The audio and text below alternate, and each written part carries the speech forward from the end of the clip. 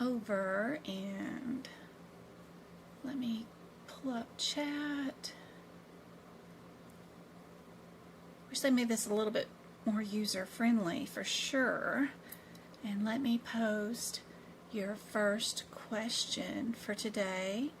We've got to finish up here with some musculoskeletal. These are pretty challenging. These are probably going to be the more difficult questions because the closer I get to the number 50 out of this set, the harder they get. So these are going to be tricky today for sure.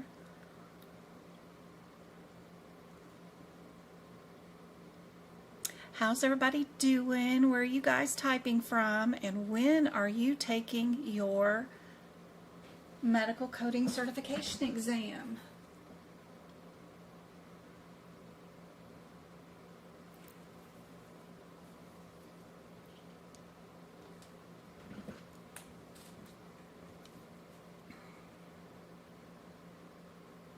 Hey Bill. Hey Christy. Thanks, Go Kart. Hey, Karen. Hey, Davis. She's at the beach with their books. I hope she's got her sunglasses because the glare off these pages is no joke. Hey, Sassy. Hey, Tasha. Tasha, good to see you. Haven't seen you in a while. Hey, Donna from the Philippines. Awesome. I've got two besties that live in the Philippines. Well, maybe, I think one of them lives in Australia now, part-time, but grandma and mama still live in the Philippines. So they work and travel and all that stuff. They're neighbors, and they were both born on the same day. So the parents named the kids the same name, except for one of them has an extra letter in their name. So they're kind of cool. It's really neat. And they were part of a Twilight fandom that we were in for, I don't know, probably 15 years now. I've known them, and I still say happy birthday to them every year on their birthday, and get to watch all their shenanigans. They do come to the United States from time to time, and get to meet them in person and stuff. So got two friends I can go out to eat with or something when I go visit the Philippines. I can't wait one of these days. I just retired from working in 2024. So it's been one whole year I've been retired, but the boys have 2 years of high school left. And once they finish that, we can start traveling more. It's really hard to only travel when the boys are off on summer vacation or spring break, because that's when everybody else travels. And I don't like to travel when everybody else travels. I like to travel when it's downtime. And can't wait. I'm ready to go see what other countries look like and what, even just the vegetation or you know, what side of the planet you're on. There's different things to look at, so I can't wait.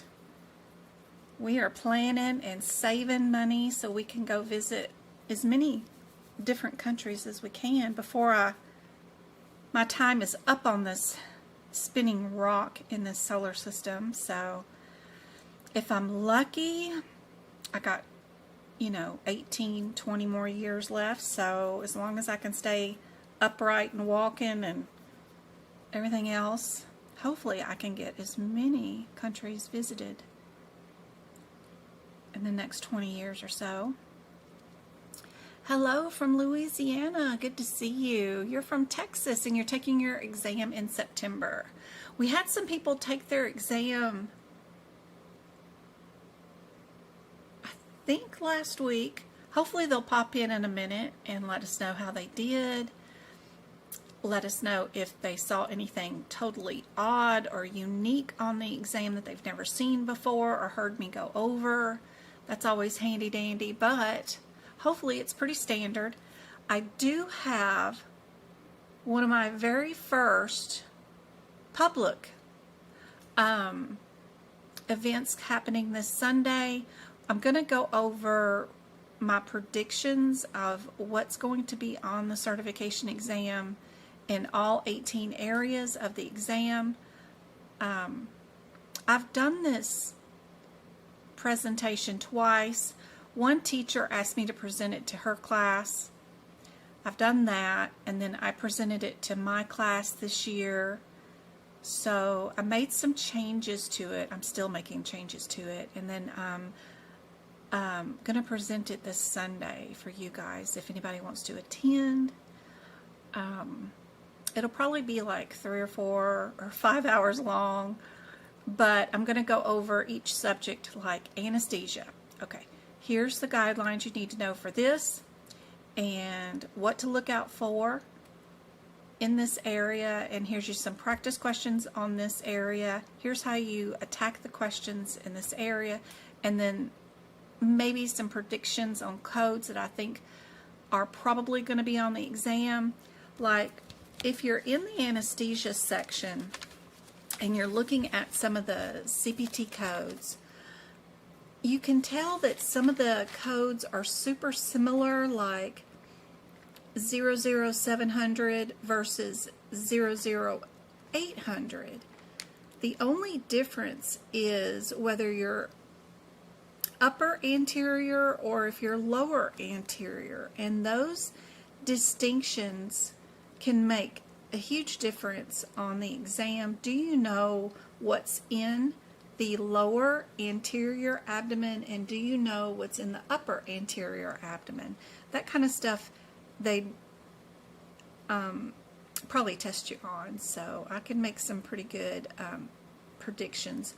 Also, if you look at codes 00840 and 00860, the only difference in those, everything's lower abdomen, right, is the difference in the word intraperitoneal and extraperitoneal. Do you know those definitions? What is going on in an intraperitoneal lower abdomen, and what is going on in the extraperitoneal lower abdomen? That kind of helpful information is vital for certification exam. So super cool. We'll go over all that. So it'll be a combination of teaching, practice exam questions, and predictions. So it'll probably be pretty lengthy video, but you guys can pop in and out whenever you can. You can, the recording will be saved with the same link that you used to get into it that day, and you can rewatch it as many times as you want for 90 days, and then the people that have the YouTube membership get to watch the replay after 90 days. But hopefully it'll be fun for you guys and super helpful for the certification exam. Hello from Georgia. Awesome. Alright, let's go look at these codes. So if I was doing this one from the exam point of view, one of the techniques that I would do so that I don't have to look up every single one of the first set of CPT codes because they're all different is to look at the second CPT code. I've got 2 of them that are 90 and 2 of them that are 92. Hold on. What do you want, Travis? I just see what you're doing. You're hungry and you want me to order something. What do you want? No, I don't. I'm not eating. Cause I can't. If I'm hungry. My love handles. Those love handles. No, you can eat. I'm not hungry. Will you take the bag back in there? Because y'all can use the microwave now. Not at 4 in the morning. Love you.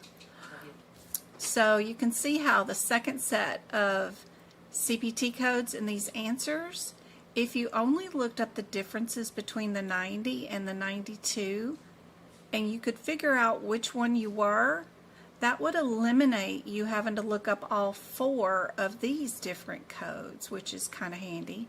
So being able to look at your available answers before you look at your question and figuring out a super quick strategy to pick out the correct answer the fastest and most efficient way possible is a technique you really need to learn prior to doing the exam. So if we go to our 880, this one's kind of hard to do the process of elimination and just pick one as the correct answer, because there's not all four different, all of the answers start with a different answer, of course, and then there's two categories that you can bundle these available answers in. So you do have to at least try to get something picked down to this or that. So if we go here, we've got our 90 and our 92, right? And our differences are whether we are dealing with a foot or dealing with the toes. What are we dealing with this patient?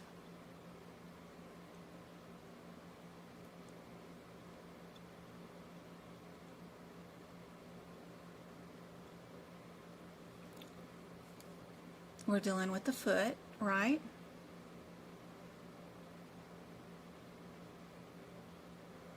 They may not say this on your CPC exam, like tell you your left dorsal foot, but when you come in here and look at your surgery, you have to figure out, based off of what they're saying right here, is this a bone of the foot or is it a toe? So be careful. They might not be this generous during your CPC exam, is to give you this kind of information. So be careful. But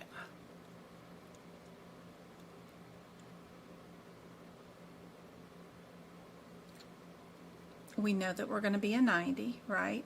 So that's helpful. We can get rid of and not think about B and D. And so our only difference now is whether we're billing an 045 or an 8122. Well, the C is the cheaper one. What's our differences? 8045 is right here under excision. And then what is our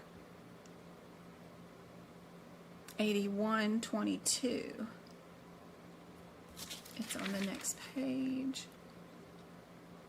It's a child code. You can't do anything with it. You got to go look at its mama code, which is the 28120. So for this one, you can't look at it. You got to go look at 28120 to see if you did that. So this is a partial excision where our 8045 is an excision, but it's of a tumor. Our other one is this word right there. Yep, you get to see that right there. So if you're looking at your 28120, that's where you'll find that procedure name listed. It's not going to be listed in your 28045. Yep. So answer has to be A for this one, right? And you can tell, you know, what you're responsible for doing during your exam is figuring out which multiple choice answer is your correct one in the fastest, most efficient way possible. Looking up 4 different codes is difficult.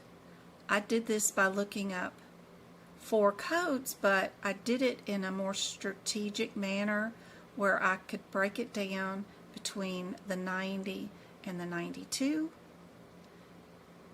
Definitively looked for evidence of whether we did 90 or 92. Found the evidence to keep 90 and to get rid of the 92, and then moved on to our 81-22 and our 80-45 and found the evidence to keep the 81-22. That's how you should do the questions to get the correct answer. I don't need to stick around and worry about the modifiers or anything else. If I've already eliminated 3 of the possible answers, don't stick around and verify that you have the correct answer. If you've already eliminated answers and you know it's going to be a particular answer, don't go look it up and verify during your certification exam. Time for that is before you take your certification exam. Remember, you might need 10 minutes to do one question. Some questions you'll only need 1 minute to do. You need to bank a lot of time so that you can go back and look at questions that you need to do with more time. Like this one, where the process of elimination just wasn't helpful except for bundling them into 2 different groups. So here's the rationale. Remember, when y'all are watching the replays, you can pause and look at the rationale longer if you need to. This one's a case, so it's going to be 2 pages long. We'll start with the answers down here at the bottom. We'll look at those. If you were doing the process of elimination without looking at the question at all, what do you guys think is the answer?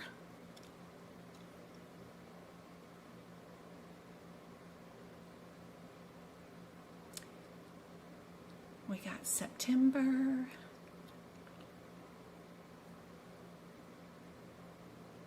Only 1 person scheduled to take their exam.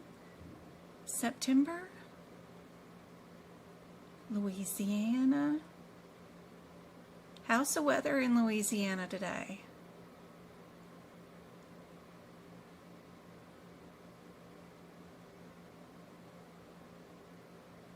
August 2nd in Georgia. Oh, that's close. That's coming up close. Nice and sunny today. Awesome. It is actually kind of muggy here, which is really weird for us, but it's 106 today. You going to the gym? Yeah, me and Jen's both. Oh, okay. Good job. I love you. Be good. I'll be back. Be respectful and clean off the machines after you use them, and clean them before you get on them. You don't know who got on it before you. Okay. Okay? Okay, I love you. Love you.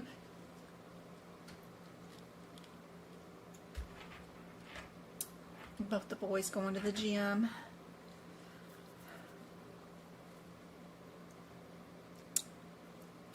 $106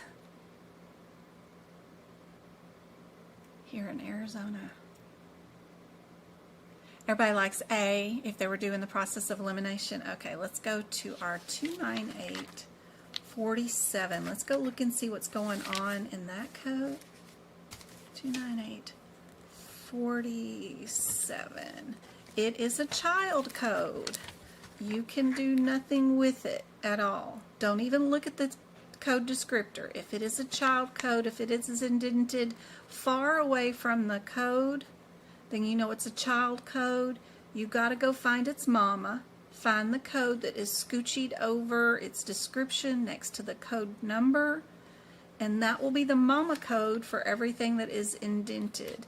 So 29843 is mama to all the codes down to 29847. So what's going on inside mama is a scope in a joint. We can see that because of the words arthroscopy in a wrist, and it's for surgical. Did we do a scope in the wrist today? Are we under the correct header?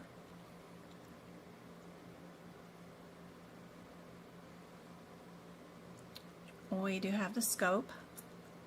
What body part are we working on?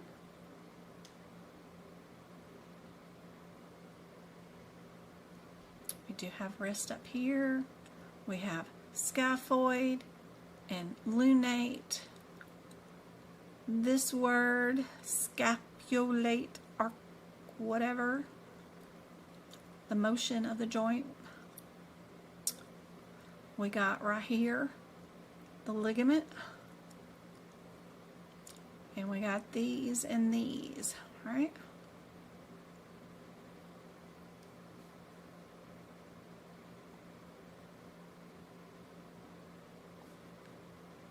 So it looks good to me, right?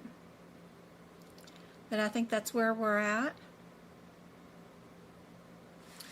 Would we code 40 with it? 40 is another mother. She's by herself. This scope is diagnostic, where 43 is surgical. What is your differences between those scopes? Would we ever use them together? That's all they're testing you for in this question, to see if you know the differences between those, right? And there should be a guideline over here in the code set right before you code these, right? Where they talk about your joint scopes, and they'll say right here, the first sentence, that a surgical scope always includes a diagnostic scope. So all they're doing in this question is testing you on this guideline and this sentence. They want to know if you know if this code and that code can be coded together. And no, it can't.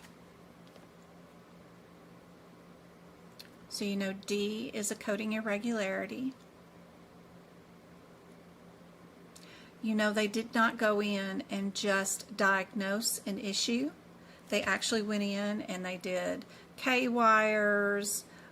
You saw that right here in the description, that they actually shaved some stuff and moved stuff around and repaired something and add some stuff into it. So it's definitely a surgical scope.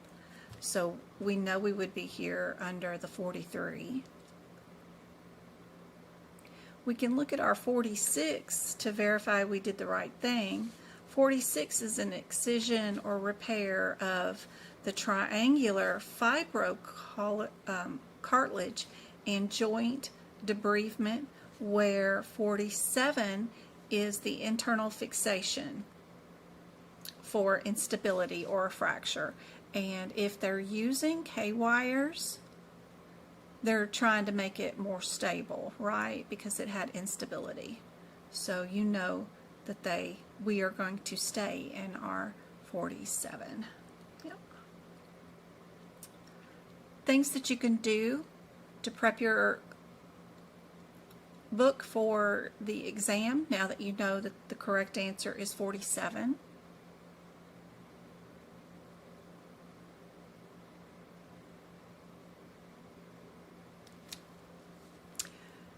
You know that 43 says the word wrist up here, right? Well, there's other words. What if they didn't have this first sentence up here in your exam? What if they just started and said they did arthroscopic portals were created, right?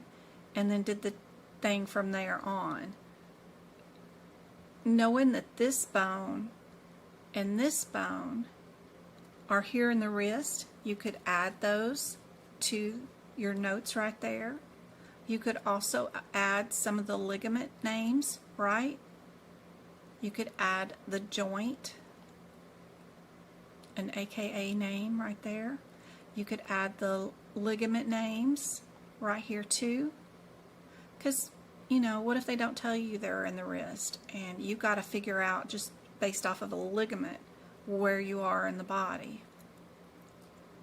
So those are things that I recommend you can add if you don't already know those bones or places, joints, ligaments by heart. There's your rationale.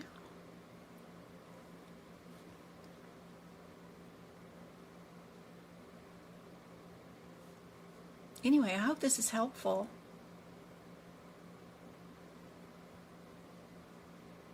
Here's another one. What do you guys think the answer is if you tried to do your process of elimination with this one? What do you guys think? What would you pick as a correct answer? Let me know in chat without looking at the question.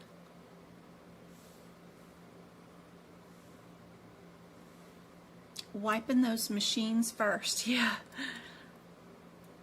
Yep.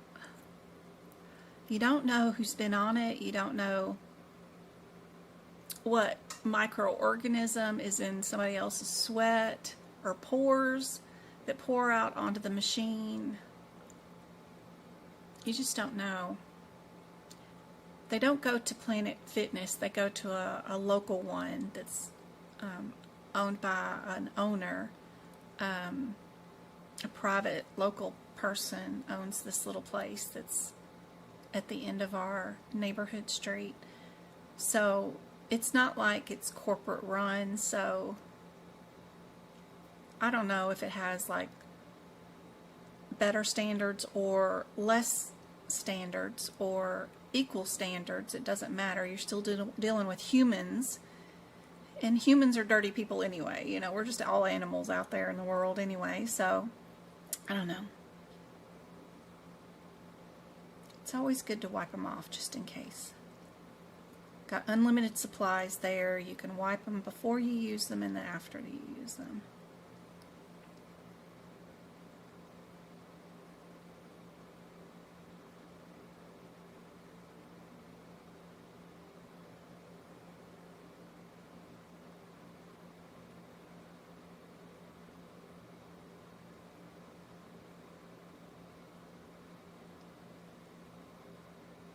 Thanks, Go-Kart.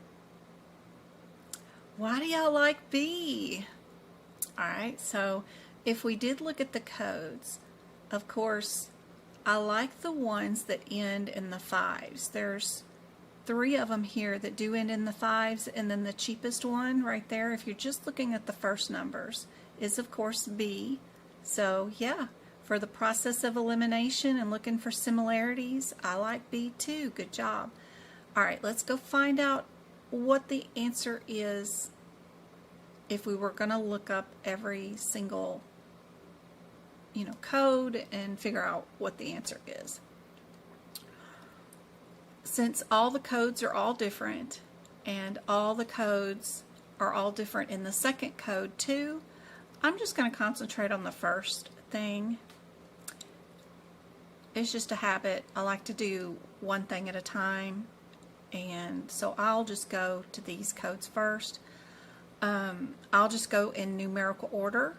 So I'll start with the smallest one, which is 28705. Where are we at?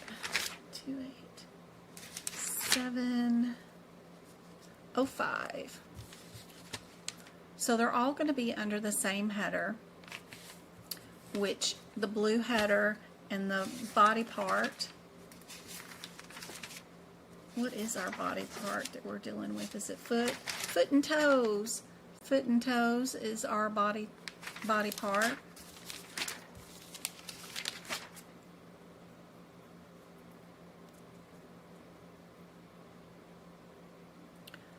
Our 05, our 15, our 25, and our 30 are all in a row here. Our 05 and 30 will have bigger differences for sure. Are we here or are we here? Do you know your differences between those body parts, right?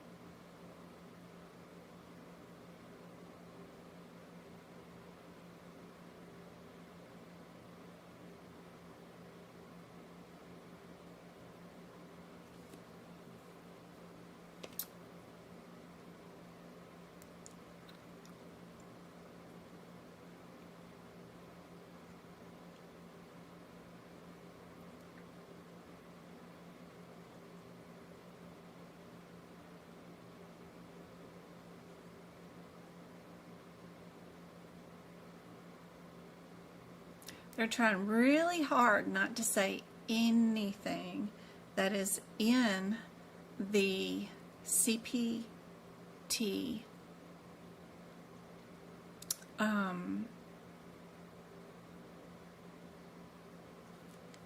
code descriptor, right?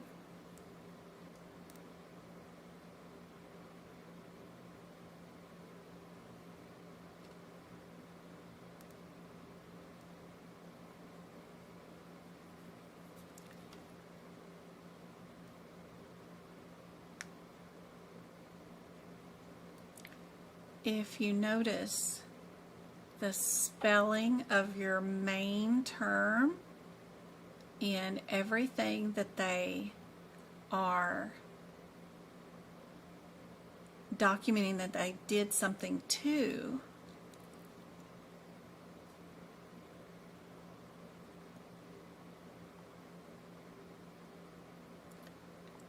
and then they got the joint, right?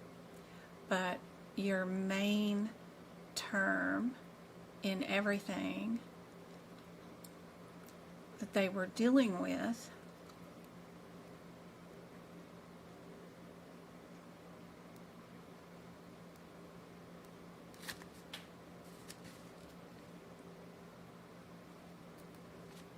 right?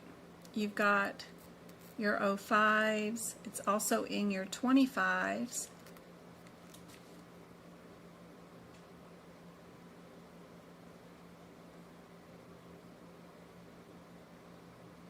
Now, just because they go in and look around, what did they go in and actually fix, and what was broken? Some things they approach and go into, but they don't fix anything. So be careful. Just because it's listed doesn't mean that they did something.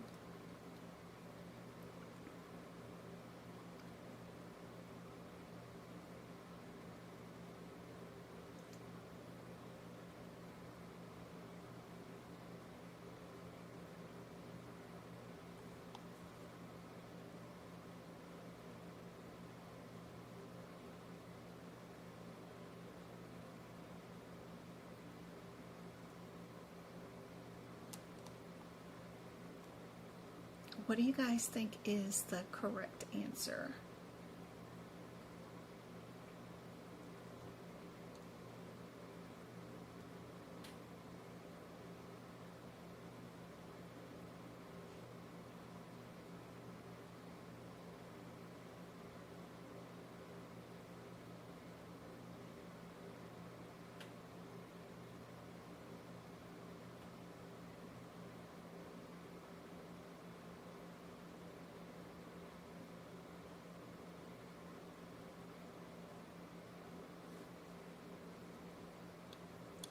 What does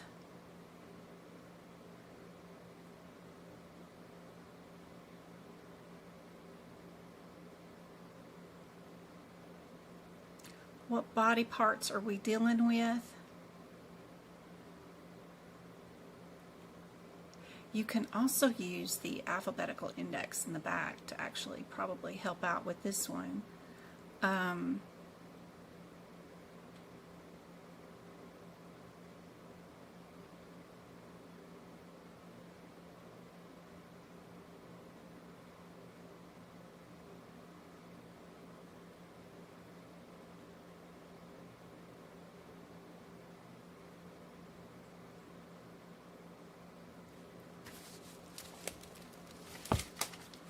If we look at the alphabetical index in the back of the book, and you do go look up artho, which is the joint,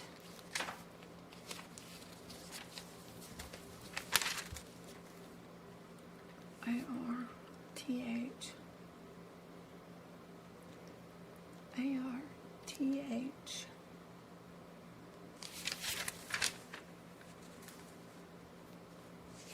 not artery,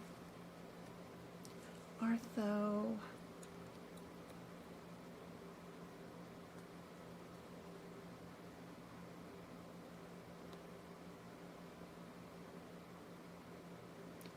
R-O-D. R-O-D. R-O-D. Oh yeah, right there. So we go to our, if we go look, because like what we did was,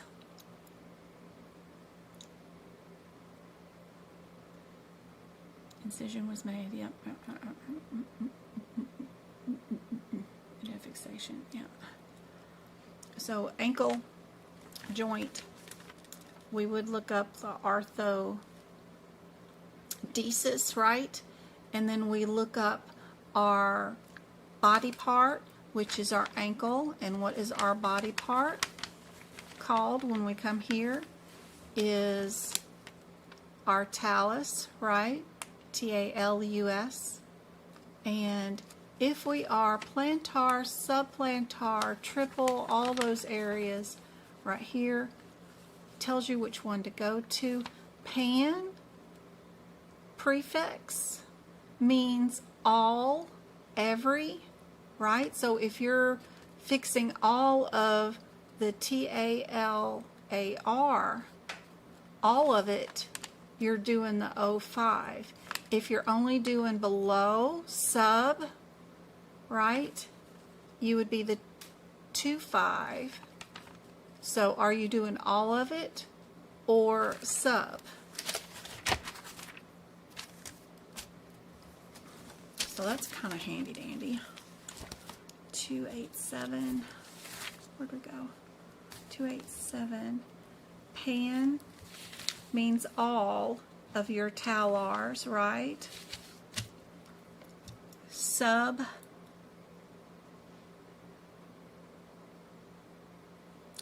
we did all of them, right?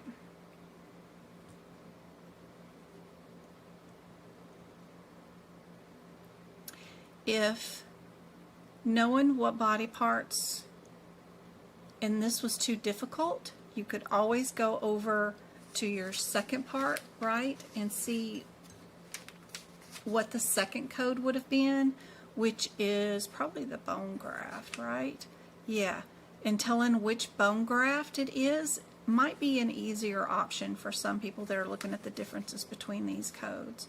So if we go look at our differences in our 209s, if the ankle is super advanced at knowing the vocabulary for that, but bone grafting sometimes is easier.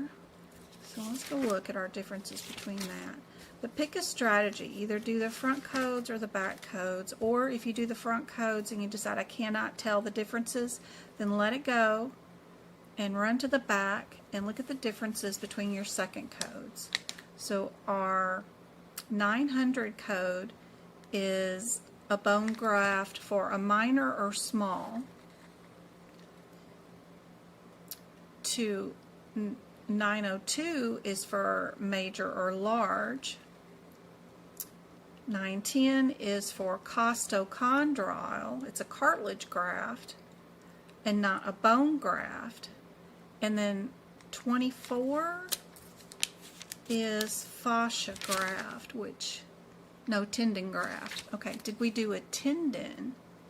Did we do a cartilage or one of these two bone grafts? And I think it was bone, wasn't it? It was a bone graft, so you know it's got to be a difference between A or B. What kind of bone graft did we do? Did we do a major or a large, or did we do a minor or a small? I wonder if there's a definition up here about being large or small. Don't see it there. But if you're in the ankle or foot or toe area, it's got to be small. It's not going to be a large one.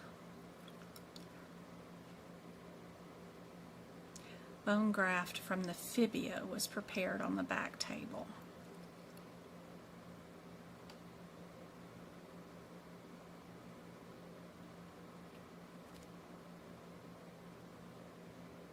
fibula is big then, huh?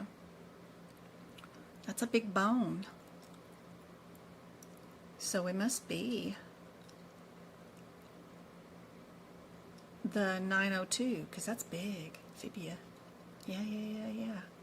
Okay. Yep.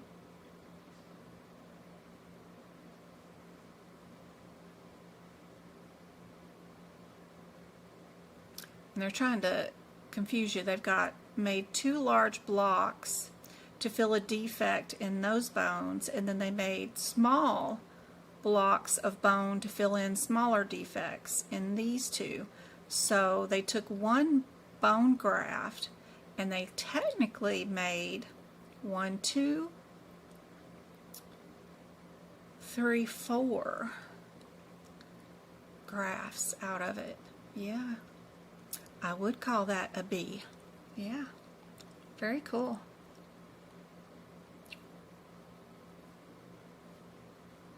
What do you guys think? Does either one of those explanations help?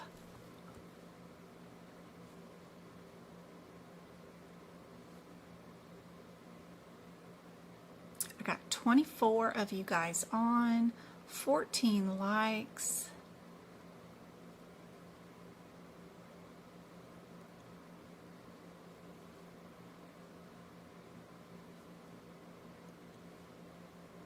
What do you guys think is the answer?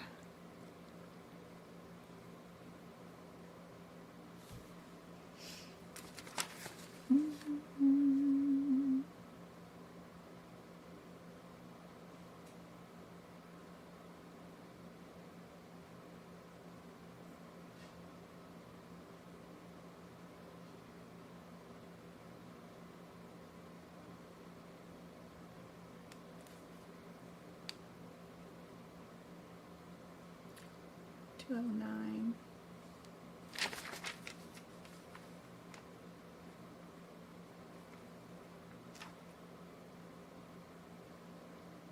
It would only be right here if they had a definition for it, and of course they don't. When did they do the book? They did the books 2008.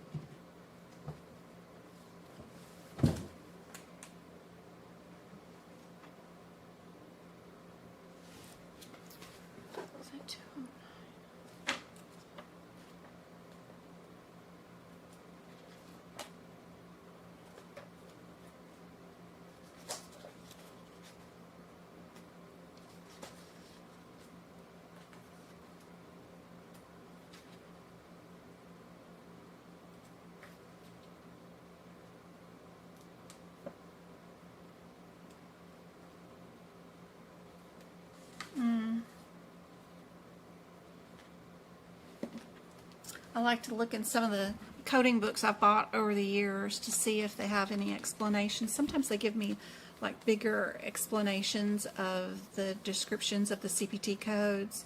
The closest I've got is 20931, and they don't have the one that we're dealing with, but I really like some of them. They do come out with on the AMA websites. They haven't done this one in forever, and they only did 2 editions of this one as the clinical reference with clinical examples. I don't know why they didn't do very many, but this one's already, I wonder how old this one is, but it's still, I like it. Yeah, 2008, but you can't beat getting pictures and clinical examples that go along with it, how it would look like in a patient's chart. So what all post-op care is included, what pre-op care is included, and then what's going on in the procedure. So really cool books. I wish they would have done more of these, but sometimes when the anatomy is it anatomy then. It's helpful to look inside those kind of books, but they don't have one book with every code in it at all, ever. I wish they would. Let's look at our rationale. It is B. How did they say the graft was bigger? Fibia. Autograft was taken from the fibia, so, oh, can you look at the graft and look up fibia? Would it come up as 209 in the back? Bone graft, any donor refers you there or there. Oh, no, you still have to pick it. It doesn't tell you definitively. Huh. Okay. Which one's small, which one's big? You just have to know which bones are big, I guess, or small. I mean, you could take a tiny little graft from a big old bone. Does it matter? I wonder. I don't know. There's too much that I could audit into that question for sure. All right, another 2-pager. What do you guys think with the process of elimination and similarities? What do you guys think would be your answer for this question? Just looking at the numbers, just as numbers. You got any guesses as to what would be the answer just by looking at the numbers? Don't look at the question at all. What would you think is the answer just by looking at the numbers? I like playing around with that first.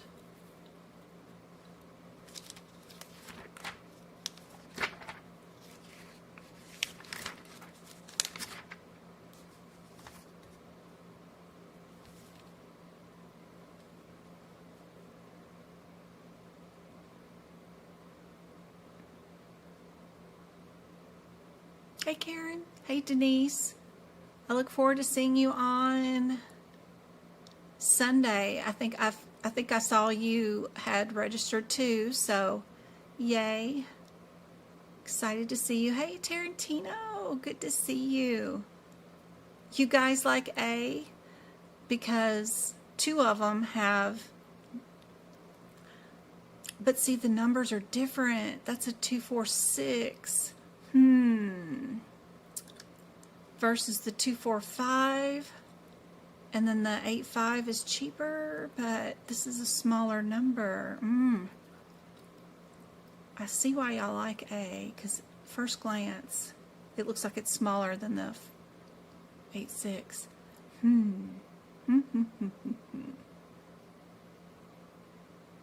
There are 2 8s. All right. Our first in numeric order is 24586. 24586 is up here. It's an open procedure. Hard part is remembering all this without writing it down. And then our next in numerical sequence is 24635. It's also an open procedure. 75 is a closed procedure. It's a child code. To know whether it's closed or not, you got to go look at its mama. So its mama code is 70, and she is a closed procedure. And then 86, do I have? Okay, I already looked up that one. 85 is an open procedure. Are we open or are we closed, procedure-wise? I'm sure if we're doing K-wires and crap and drilling holes, we're open, huh? An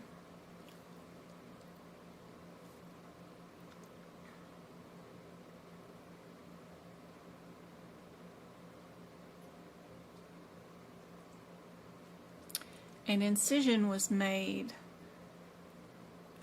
all the way down the arm. Yep. So we are open procedure. Yep. So we know that we can go through here and we can get rid of C, which is our closed procedure. So out of these opens are 685 versus our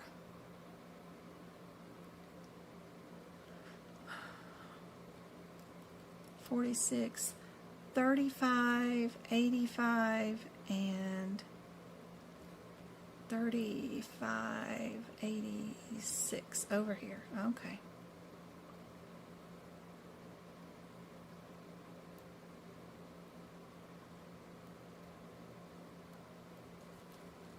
Which one did we do?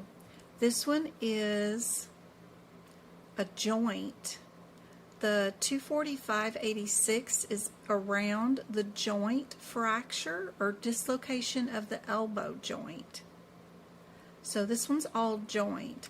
Our 246/35 is a fracture and dislocation of the elbow, but it's proximal, not around the joint fracture. This one is proximal near the ulna end. And then our 85 is the actual proximal end of the ulna fracture also. So it's probably a difference between the 35 and the 85. You got to know your differences between those two. So where was our fracture?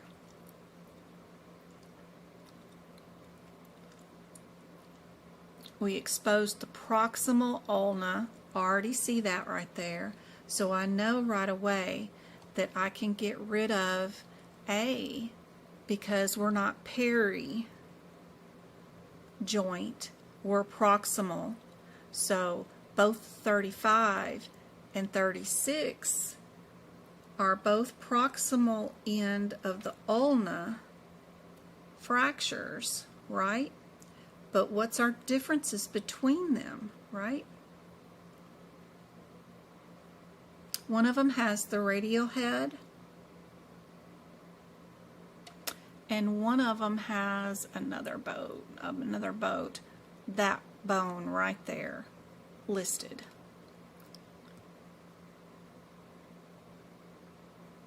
Yep, fracture at the base of that O word.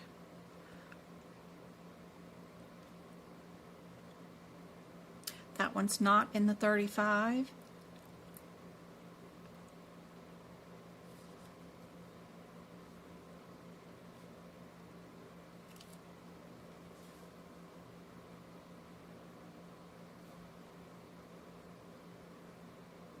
Now, was it also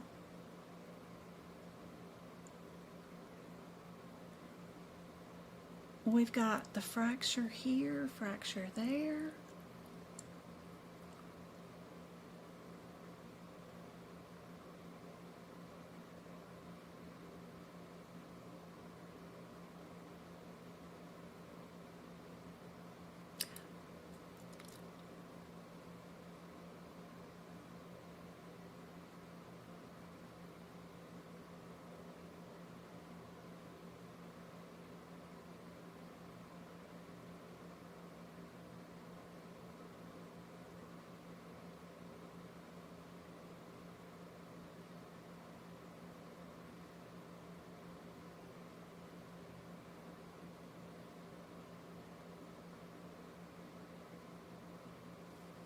We've got our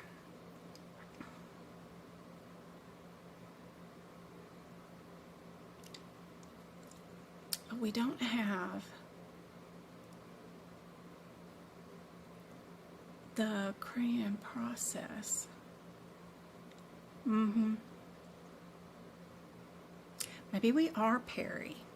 If we do our proximal and then we do our sub-proximal oron visualized base of the oron, irrigated cave, drill the holes proximal. Okay, I know we are not here. Now I'm second guessing whether we did the 85 because did we do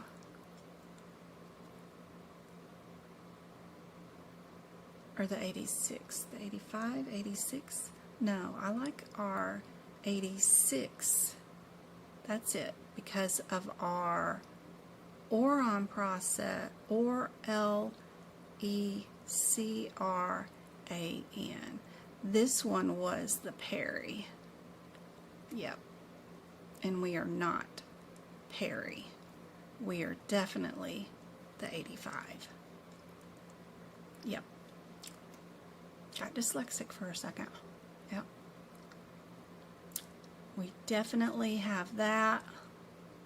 The only one with that CPT code is our 86.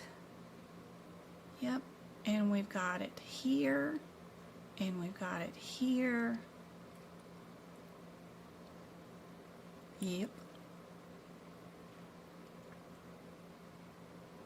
We just exposed posterior under sub or canine. Yep. Proximal. Perfect. Definite at A.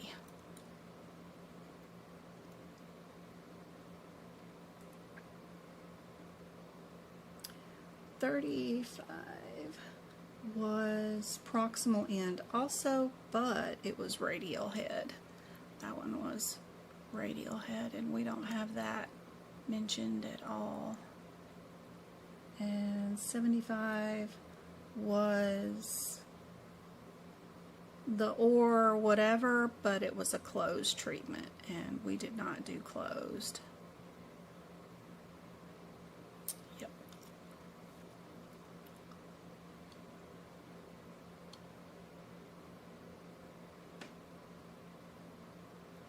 So notes that I would add is our route into the body. What kind of incision did they use? They used a kind of very cool tourniquet, but they called the incision was exterior side of the elbow. They ran it distally in an oblique fashion down the proximal forearm. Ooh, that's a lot of words. Interesting. And then proximal ulna, I think that's already listed there. Yep, that is both there. Our process is listed there. Irrigated. They used K-wires. They drilled some holes, and they wrapped the wires through in a figure 8. Yeah, that's it. It's all there.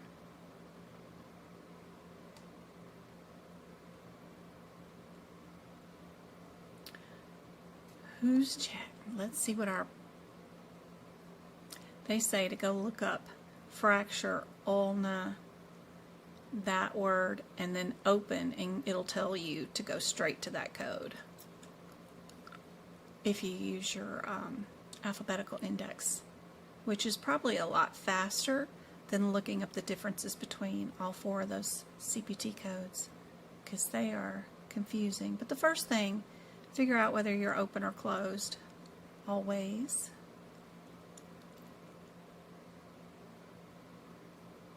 All right.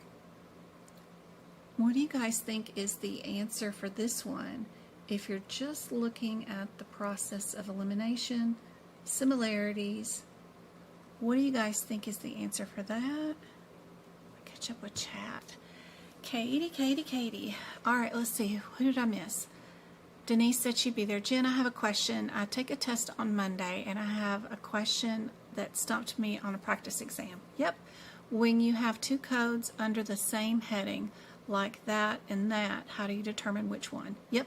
I'll go look up those in just a second. Let me see what Katie said. Hey, just wanted to hop in and let you know I passed my exam on Tuesday. I knew somebody had passed it this week, thanks to all your videos you gave me on Monday of what to look for on the exam. Yay, Katie. I'm so happy that that live on Monday helped you out. Was there anything on the exam that totally shocked you that you weren't prepared for, or did everything I said Monday show up on the exam? Yay. Do you have a Q&A with E&M questions? I do, and I even have some workshops that are nothing but all E&M. Nothing really to write on that previous question because everything's in the CPT code descriptor for sure. Mayfield will be there on Sunday too. Hey Samantha, good to see you. No, nothing that I wasn't prepared for. I think I got lucky with what you said on Monday. That's awesome, because what I said on Monday, I've got written down right here, and I put it in on our stuff for Sunday's workshop. So very cool. That is awesome. Yay. You had probably pregnancy and COVID, peritoneal dialysis, the freezing stages in the lab and path, trigger injections. Which one is not correct in the sinus cavity? The P1 through the P6s, osteosarcoma, NOS, separate procedures, the chemo, divination, arm and legs, hypertension with CKD 3A. Remembering my test is on August 2nd. I need everything. Yep. That's so awesome, Katie. That's a great score. 88 score is awesome.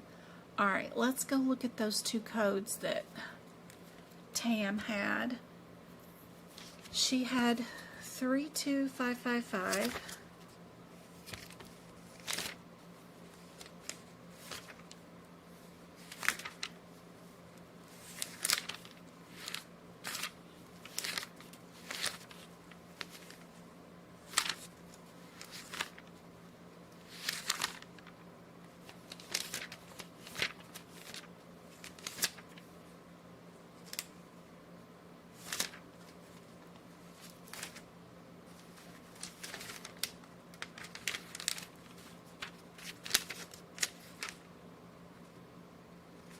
Okay, that's child code with that you can't do nothing with, and the 5-7. Okay.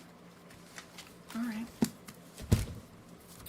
So 5-7 and 5-5 are both children codes. You cannot do anything with them at all. Nothing you can do to them other than to run to the codes and know you can't do anything with them. You got to go find their mama code. Where is their mama's? So 5-7's code, mama code, is 5-6. 5-5's mama code is a 5-4. You know that because they're indented closer to the code. Some mama codes may have 6, 7, or 20 children codes, the ones that are indented and scooted over. And they may go on for days or pages, and it may take you several pages to go back to find the first mama. So the differences between 5-5 and 5-7 is that 5-5 is a thoracentesis, where 5-7 is under the skin, percutaneous, indwelling catheter. Did we leave something in the body to permanently be there that will allow for introductions of stuff like they'll leave like pain meds in there to slowly release or something like that. So did they leave for our 5-7, did they leave a catheter in the body? Or did they just poke the body with a needle and aspirate it? Is 5-5. 5-5 would have been just a poke and draw crap out of the body and then pull that needle out and they're done. Or 5-7, they left a catheter in the body or a tube to continually deliver something, medicines, or to continue to drain something out of the body. So knowing the differences between your parent and child codes is CPT number, 101. And if you haven't done so, you need to go to the front of your book and read the instructions for the use of the CPT book.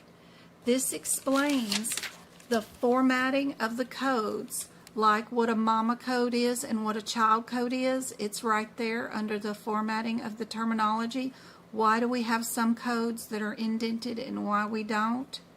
It'll also tell you about the different types of category codes, the level of codes, and what type of guidelines follow each kind of set of guidelines, like your places of services, why one place of service might bill TC modifiers, why a physician's office bills a 26 modifier.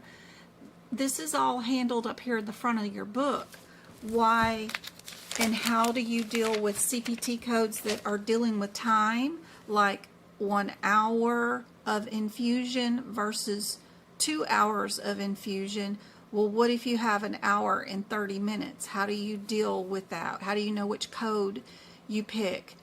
Do you pick it and the add-on code, or do you have to wait till an hour and 31 minutes based off when your CPT codes have time in their codes?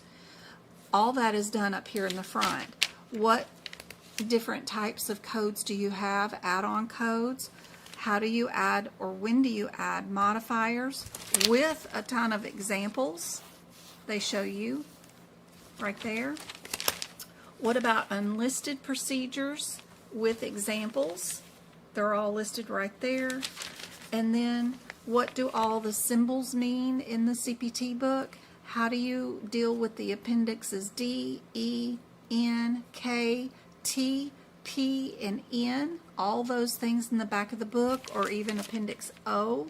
What's going on with it and how do you deal with it? All that's listed right up here in the front of the book.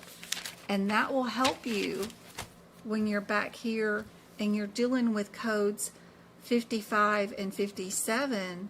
You would know that these are children codes and you can't tell their differences unless you go look at their mama codes.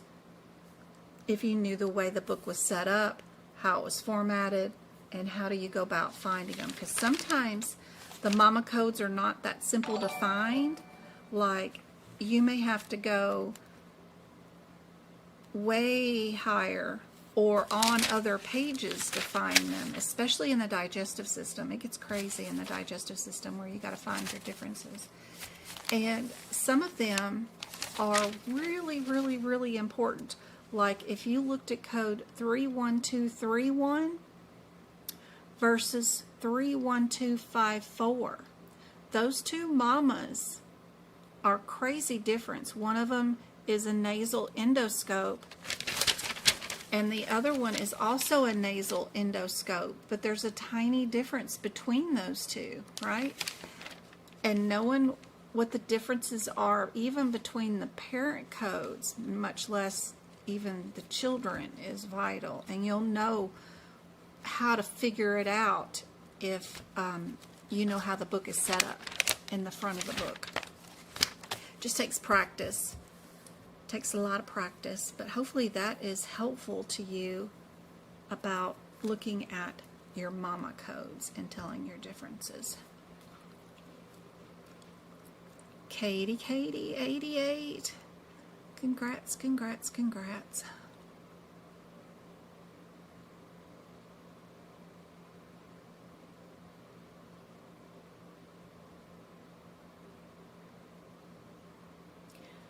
I was wondering if we need to know practic code before we go out and get a job. No. Nothing in that thing will ever prepare you for what you're going to go out into the real world and do. Not at all.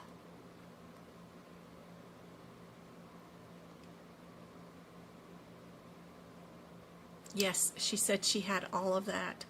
Oh, Katie, that's awesome. Thank you so much for that information. What's the best way to practice for CPB? You know, I just bought the course and going to take it. I've not even opened a page of it yet, but notes will be the first thing that I can think of. Bill is, there's a lot of billing crap in that, so finding a nice writable space in the front of my book to write down a lot of laws and regulations is going to be number one. Like CMS 1500 is for physicians to bill with, right? UBO 4 equals hospital billable claims, right? Knowing the basics. What form do they use to bill? What's the differences?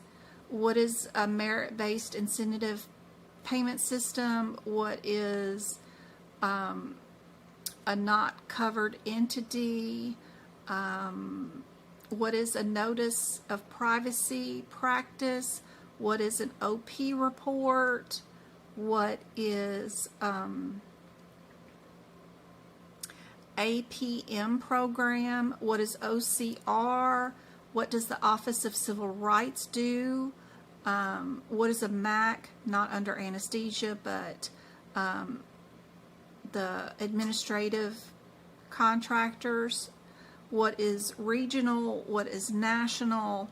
All those standards that is a bunch of, you need to memorize, kind of like crap. I would find me a page or 2 or 3, keep it organized where I would know where it was. What are all the advanced alternative payment models? Get those listed. Which insurance companies are private, which ones are government, and which ones are federal.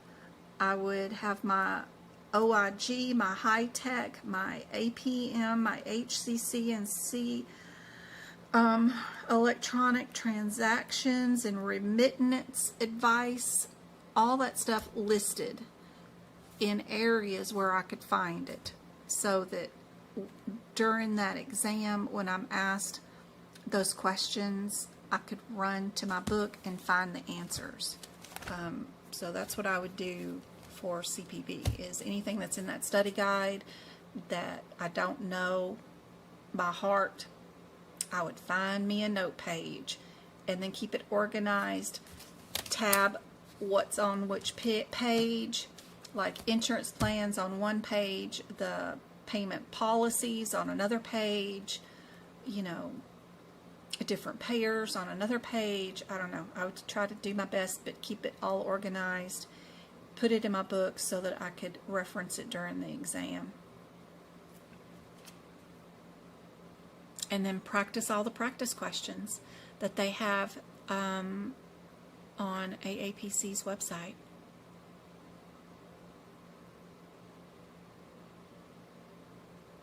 Practicode is just a way to get rid of 1 year of your externship if you want to get rid of your apprenticeship during your first 2 years of having a CPC.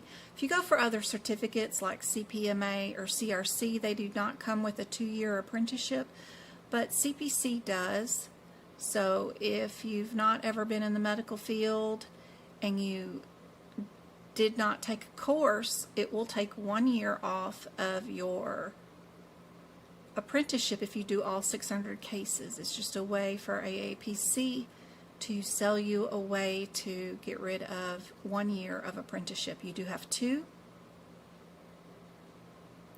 If you take a course like CPC, that will take 1 year off. And then if you do Practicode, it'll take the 2nd year off. So all the students that took my course in March are going to do Practicode as soon as they finish their course, and then they'll have a full CPC certification without an apprenticeship. Unless it's Twinkle. She has 3 years externship working for me, employed, so she won't have to do Practicode.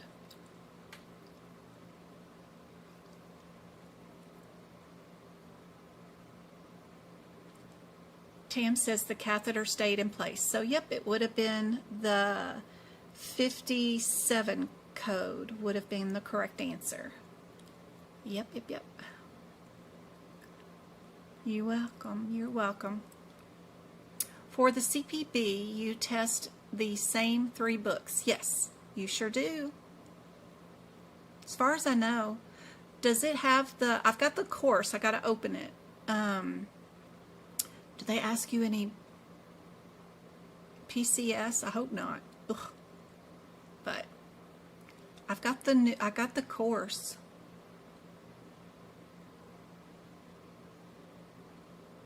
And I've got this training manual that goes with it. I just haven't had time to play around with it yet. What did you guys think is the correct answer for this one? Just with the process of elimination and looking for similarities and all that lovely stuff. What do you guys think is the answer? What would you pick as your answer if you did not read the question at all? Sorry guys, put it in chat again. I may have missed your answers.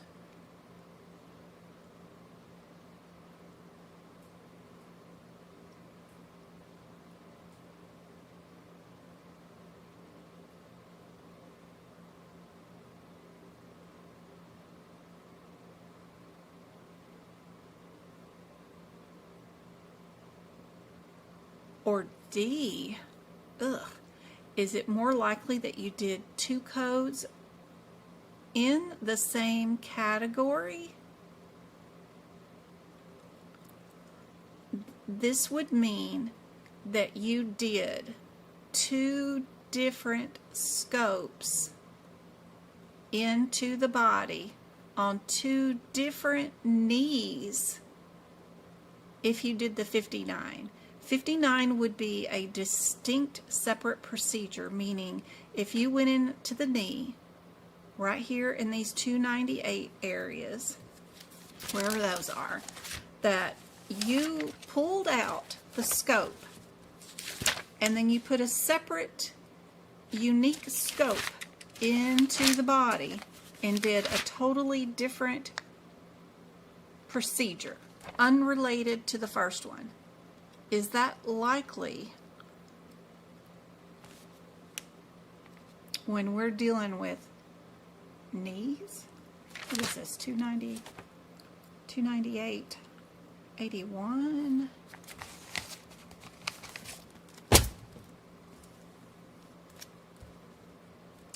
'81 is a child code.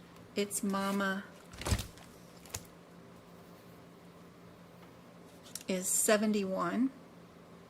So if you did also as a distinct separate procedure, which would be 75 on the nerve, and you use the 59 modifier, then that means you would have had to pull out the original scope for this one and put in a brand new scope for the nerve issue.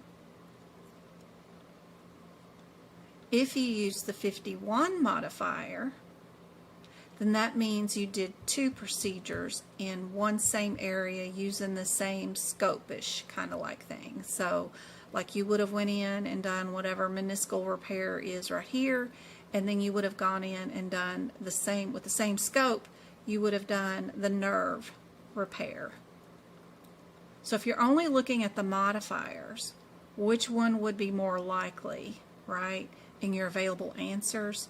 This has a totally different meaning than the multiple procedure thing. This pays them to deploy a brand new scope.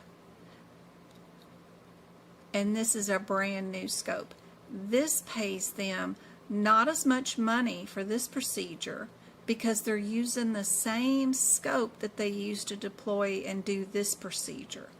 We're piggybacking and doing just this amount. So it will have a different revenue amount because of the 51 modifier. So learning a little bit about what's going on here can help you during the exam questions too. Remember, distinct and totally different or separate procedure means you're getting paid to deploy everything that's included. This one will mean that you are piggybacking, right? You're using the same scope that you used the first time with this one, but you might do a separate procedure.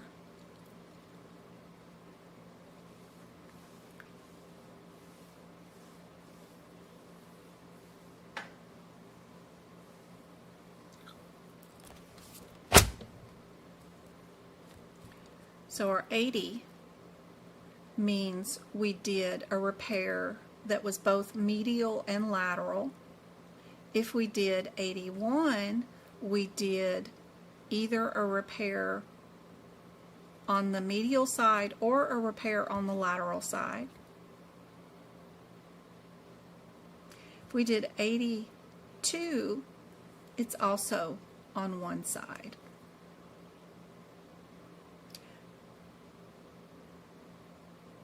But it does not include any debridement, it does not include any shaving or any joints being involved. It's only strictly the repair of the meniscus, and that's it if we did 82. If we look through our exam question, the first thing that I like to do in these questions is to look for my word, if it's in here. They may not have it in this question.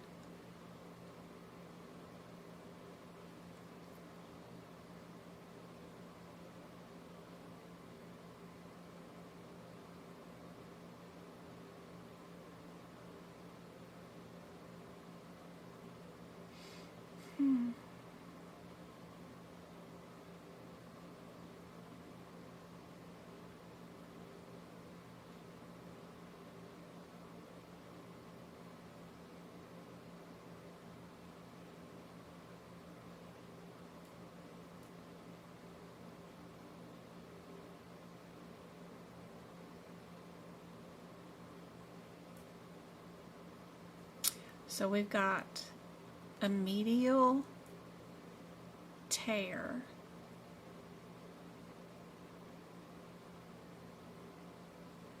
of the meniscus. We did some shaving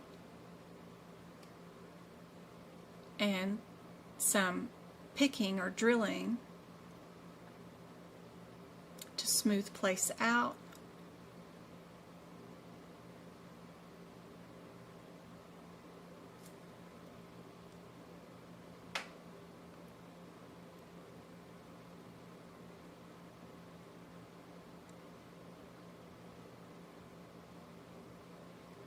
And we went into another area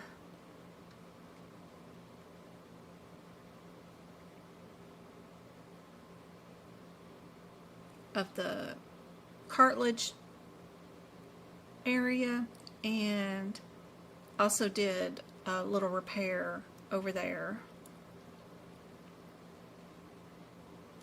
So if we did a condar repair, we did some shaving, debridement, and we repaired the medial tear in the meniscus. What answer would we be?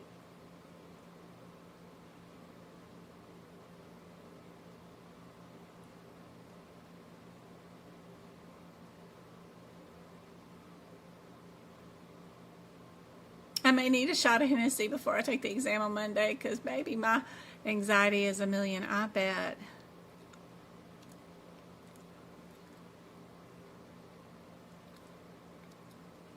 Well, what's the differences between the CPT codes, right?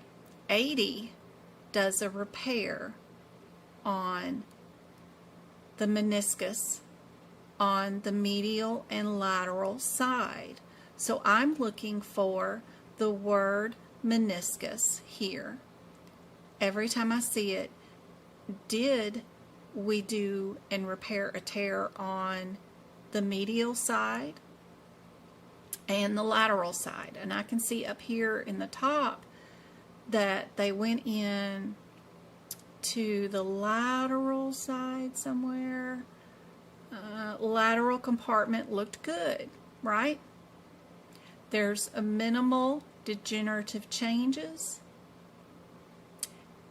And then they went over to the medial compartment and found a bunch of degeneration and bloody cartilage and blah, blah, blah, right? And a bunch of joint changes. That's where they stopped at the medial side, and they fixed the repair of that side of the meniscus. So I'm looking for not just medial or lateral, but I'm looking to see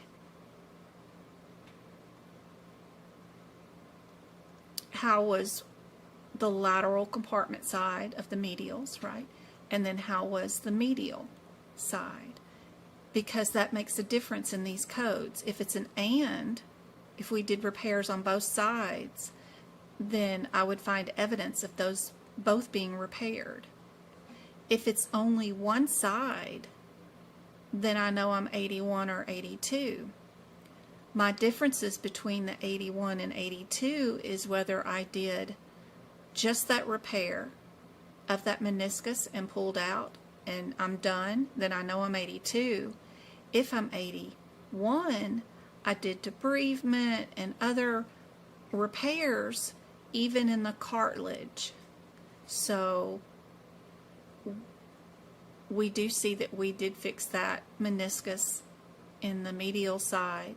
Then we also went and shaved down a bunch of areas and did some debridement, smoothed out some areas, and then we also went into the joint and repaired some stuff there too. So we did the condyle plasty too. So I know it wasn't just the meniscus repair. So I'm only looking for words that would mean if I did this, if I did that, or if I did this. That's all. Whatever is included in each CPT code is the words that I look for in the exam questions.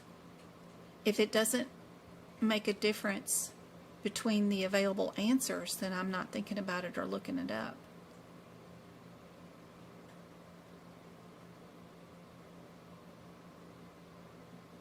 One of the easiest ways is always if your answers start out with the same code. Most of the time, the answer is the one that would be the cheapest, right? Is it cheaper to build one code or two, right? One code is probably your answer. So if you just look at them as far as numbers go, and you notice that two answers are the same, your exam question is about that code. Your answer will be one of those two codes most of the time, 99% of the time. They're just testing you to see if you know the differences. And knowing that this is a coding irregularity helps you out a whole bunch, just because it's highly unlikely, unless you did left, right, and then you did right. Most people do not get both knees done on the same day on the same surgery, unless they were in a car wreck or something. If it's senior citizens coming in for tears of their meniscus, they'll do one repair one day and go in and do another repair another day. These would be completely different scopes going in because of that 59 modifier. If it's the same leg, then this would be appropriate, but they would have had to have done the repair on both the lateral and medial meniscuses. And this question only did a repair on one meniscus, so it cannot be that one.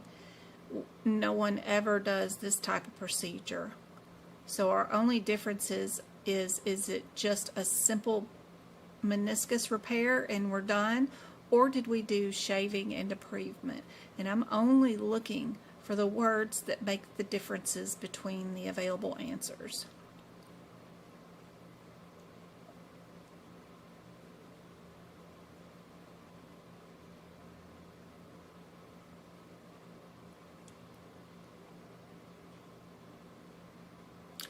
And I usually have a word that I usually look for. That was a fast trip to the gym. What? I missed you. You did not miss me. Ugh. Y'all sweaty. I ain't sweaty. That was fast.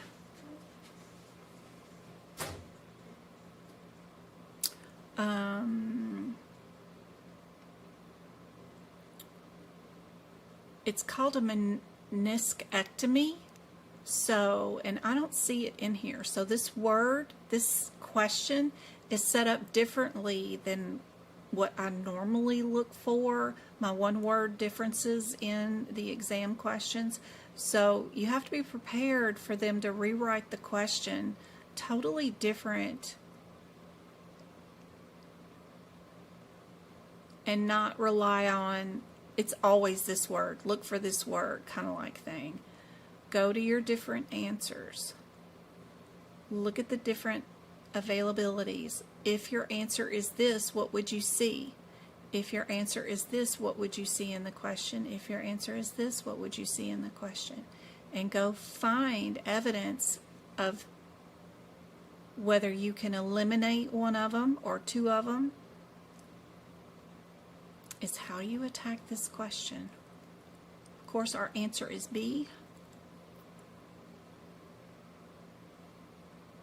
This was the word that I usually look at, and right before it, it'll say medial or lateral. And that usually is the one word that I look for in the exam question, but this one did not have it because it'll be right before that word. But this question was written differently. You see how it's medial right before it? That's usually the word I look for, but this question happened to be written differently, so I couldn't look for that word.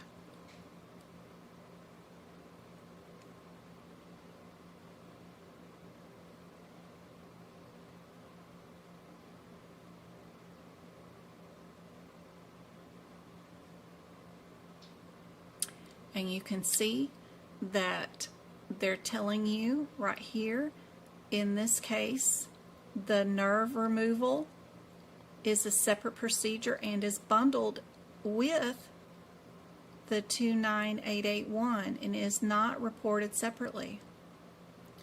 That's a lot of information that you can go right beside this code and add it to your notes so that you know next time whether you can add certain codes or not. And now you know more information about what's included in this code.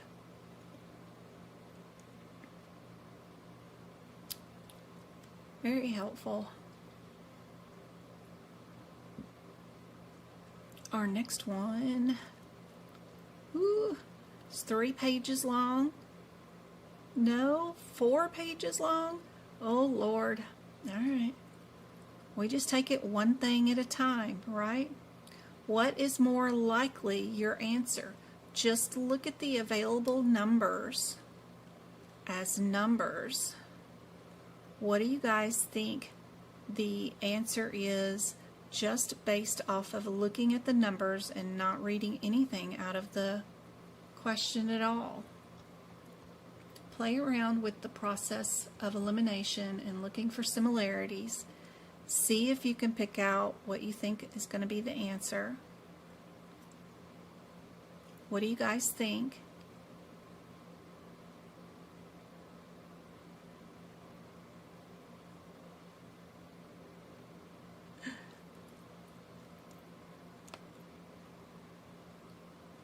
I've seen questions similar to this one on the test before. Me too, Denise. Me too. I like A, and then also sometimes if you have numbers in order like that, 81 80 and 82. Sometimes it's the one in the middle, not the first one, not the second one. So it could be A or C. Just thinking out loud. I won't 100%. I would have to look up and see what the differences are here, right? So I already know, because I looked up these codes a minute ago, what my differences are, right? Did I do a medial and lateral mastectomy or meniscectomy? Meniscus? Yeah, it's a meniscus removal. Oh God. Or did I do just one side, right, or the other? And if I did no debridement, no cartilage repair, nothing else, if I only did one side and of a meniscus repair, and that was it, we know we would be B. If we did two sides, we would be A. If we did one repair of a meniscus and then we also did debridement or cartilage repair, we know we would be C. And then D is going to be two meniscus ectomy repairs, yeah, with whatever's going on up here in the front. Alright, so let's go look for our words. Meniscectomy, right? Sometimes, let's see if it's in this question. We got a notchplasty. What in the world? ACL repair. Meniscal gutter. Meniscus. We've already got the punches, so you know we did debridement.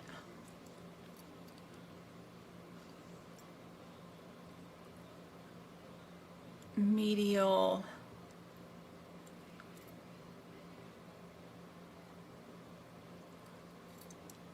Leaving an important of the meniscus in place. Yep, debris was removed, you know, because you see that debris being removed, that automatically gets rid of 82. It's not included in 82. So that's kind of helpful. Anytime you see debris, that ain't going to be in 82.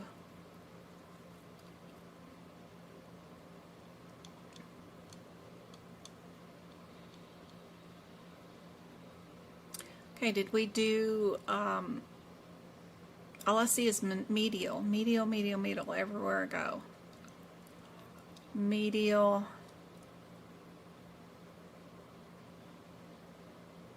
Medial.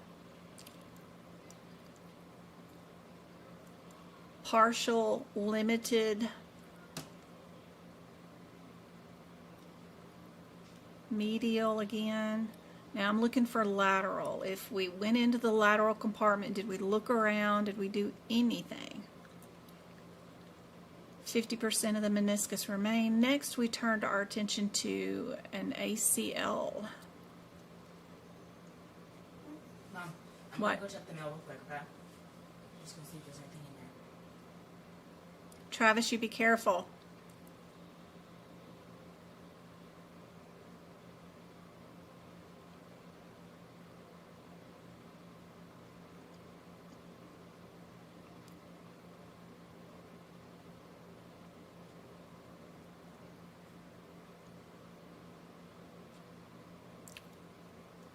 What's our 29888?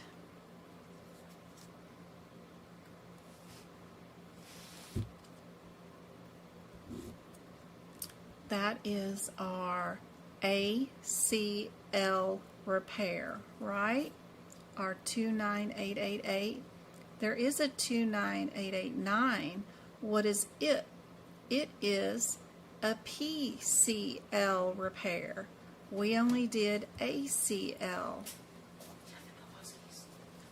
Here somewhere. So, you know, they said the words ACL, so you know you're not posterior, so you know you have to be an 88. And I don't see anything that tells me that we repaired the lateral meniscus. We only repaired the medial meniscus. So my answer would be C with this one. What do you guys think? Are there any pages that you need to look at that I skipped through too fast for? But I think it is C, because all the rest of this second page is all the ACL repair.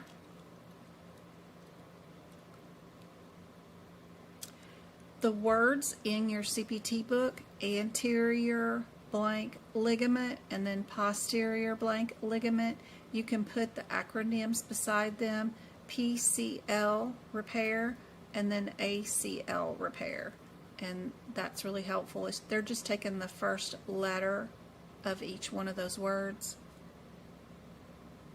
And we did anterior ligament repair.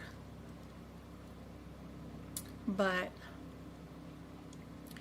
knowing that you got debris when you were dealing with meniscus, you know you gotta be an 80 or an 81. And then you just need to know, were any of your repairs ever in the lateral side and medial side? But I only see medial.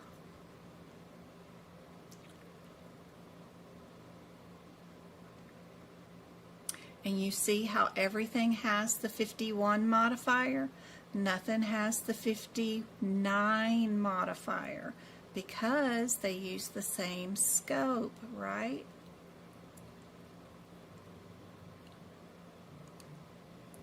It is a coding irregularity to add the 59 modifier in two procedures done on the same knee in both scopes. One was a ligament repair, one was a meniscus repair. Yep. Noticing that kind of stuff, super helpful.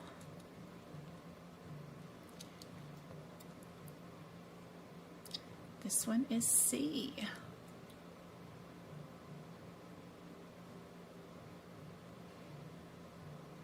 I still got 24 of you guys on. I got 19 likes. Yay. All right. You guys work on this one without me. I have been doing it too much for you guys. You guys look at the differences between these answers. First, do your process of elimination. Look for similarities. Pick out what you think is the correct answer. Type that in a chat, and then we'll look at the full exam question. What do you guys think is the correct answer?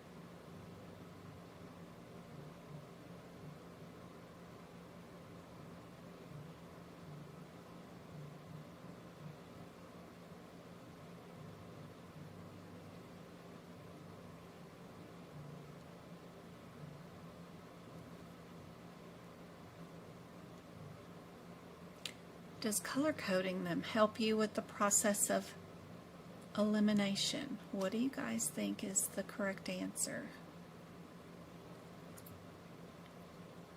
With process, what do you guys think? Just looking at it as numbers.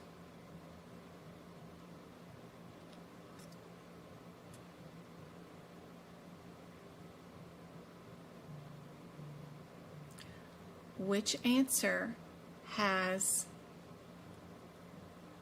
both numbers in a different color than black, right? Because they have a pattern in them that's in both of the available answers.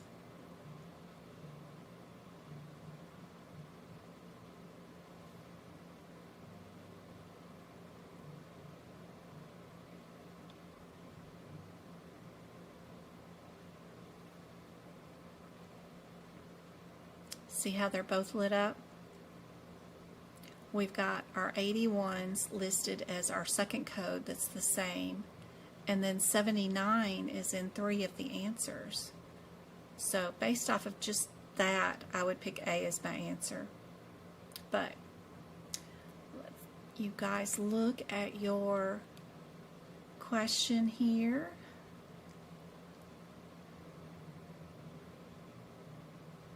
What do you guys think is the correct answer once you look up the different codes? Where is my... Ooh, I should have been charging my phone. This is another dang Labubu, because that's what it feels like. It shouldn't be. Should there? That feels like it. Or is that pink one? That's the pink one I told you I got. Oh my lord. Right, what's that? This is for you. Not the mat. Why do they keep sending me these things? Because every time I go to the doctor's office, they send me a $25 gift card for you, and they've done it. I'm like, how many times do I get a Visa card? Yeah. Visa? No Visa card this time. Or did they take action and complete an at-home lab test? Oh, they want me to do a colorectal screening. No. What is that for? Sending me stuff. Because I'm old. They want me to be tested for... You're not even old. You're only 55. I'm old. 54. You're only 54. Sorry, you're only 54. You're if not a old. look could... 54. Yeah, they want me to do that. Yeah, so... Yeah, I knew it was another Labubu. It felt like gosh. it. It's the... This is saving for your retirement, dude. And she came straight from Pop Mark. Oh, that's cute. Yeah. And we'll just save her, and then you can sell her one of these days.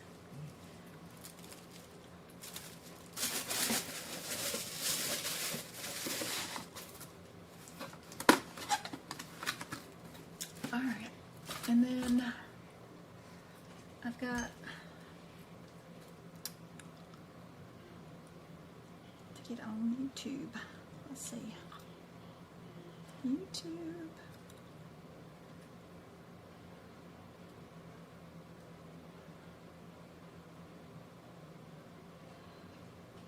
And how do I get into chat? Can I get into chat? Probably not on this account. Who knows?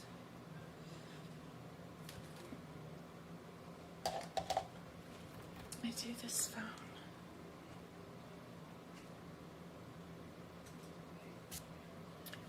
What do you guys think is the correct answer?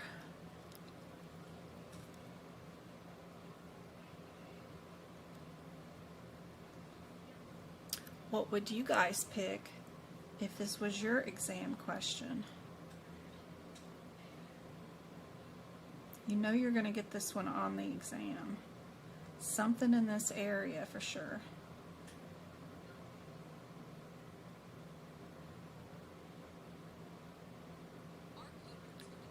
I do want to know about your code books.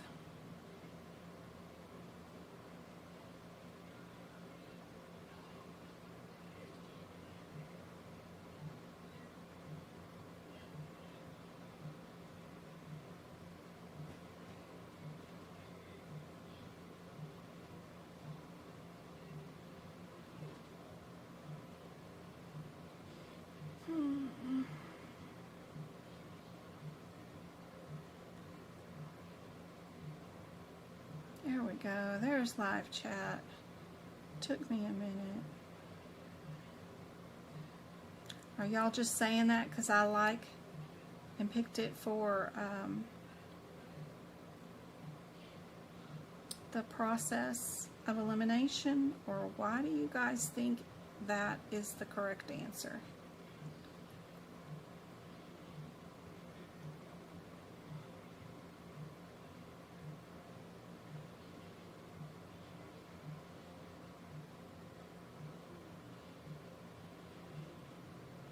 Let's give out some YouTube memberships.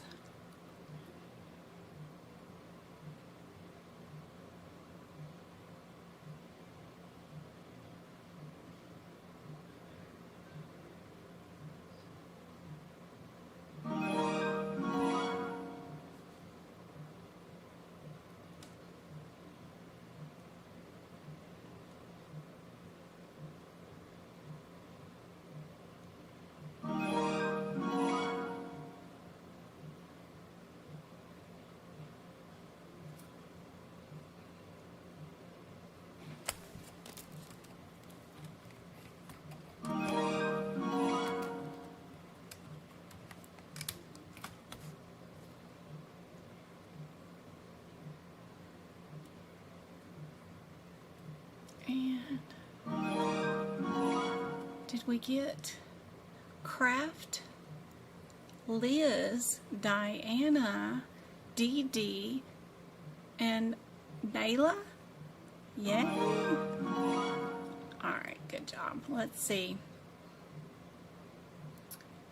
This question, if we did C, we would have done repairs on both sides. 79 is just a nerve issue. We didn't do a meniscus repair at all.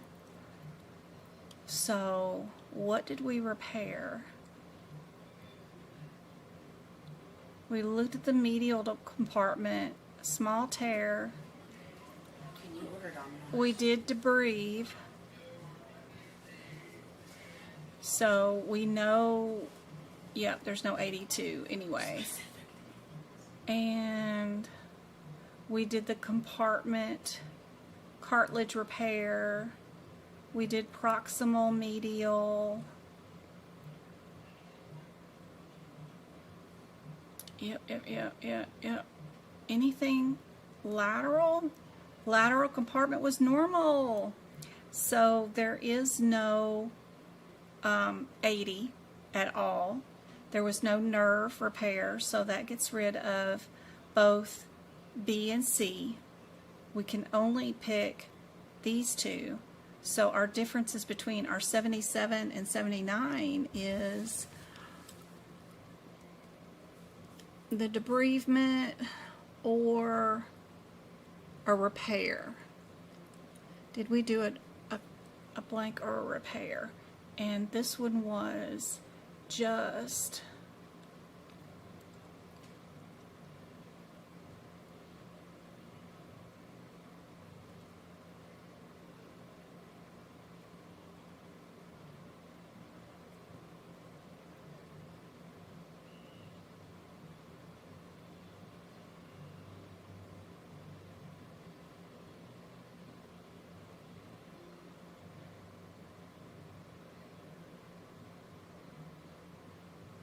there was a grade 4 here, proximal, and that required the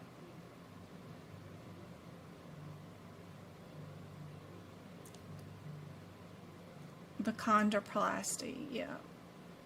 For the, yeah.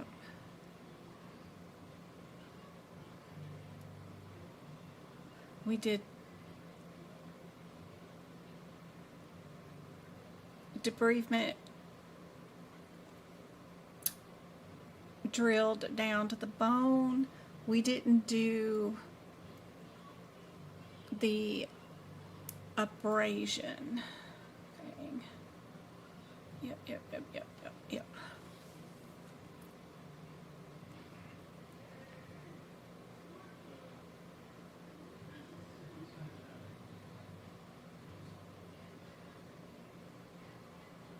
With the drilling of the microfractures, the drilling is the 79, right?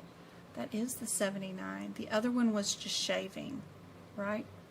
The 77 is just shaving, but because we did the drilling, we do get to build the 79. So yeah, we do get to go with A. Yeah, just look for the, it's nice that they used the word drill. That is your 79. If we did 77, we would have shaved. So perfect. There we go.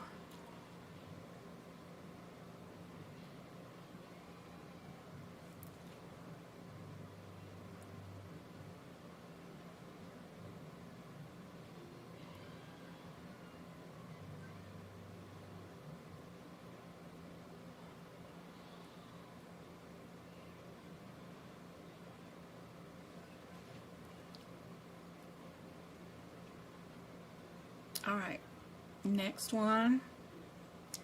They getting tougher. Getting tougher. All right. What's our differences between these answers? If we were just looking at them as numbers, which one would be your favorite as a process of looking for similarities? Can't really find any coding irregularities here, but maybe if we noticed one of them was an add-on code or something. But what do you guys think is the correct answer? It's probably a difference between which two answers would you keep?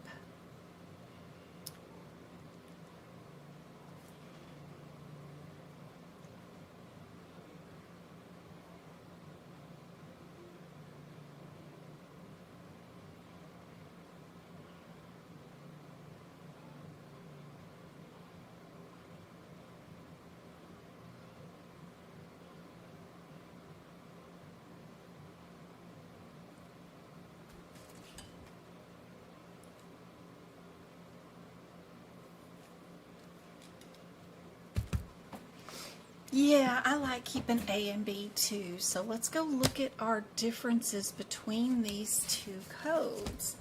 274.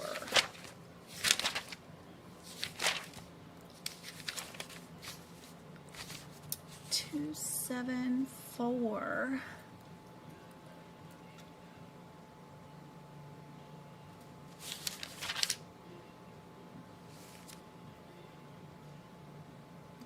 $47 and $45. What type of procedure are we under? We're under revision or repair, under body part, femur, thigh, knee joint, body part. Our 20 is under the same header, and 88 is also. Our differences between the 45 and the 47.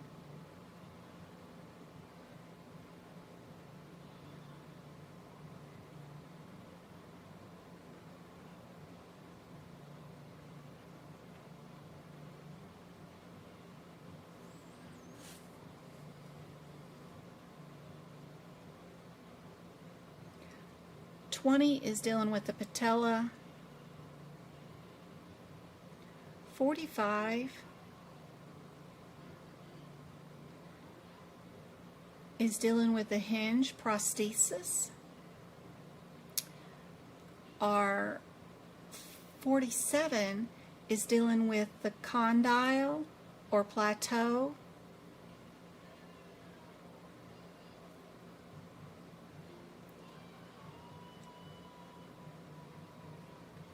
Our 88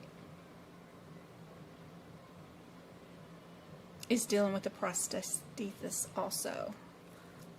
So what have we got going on today?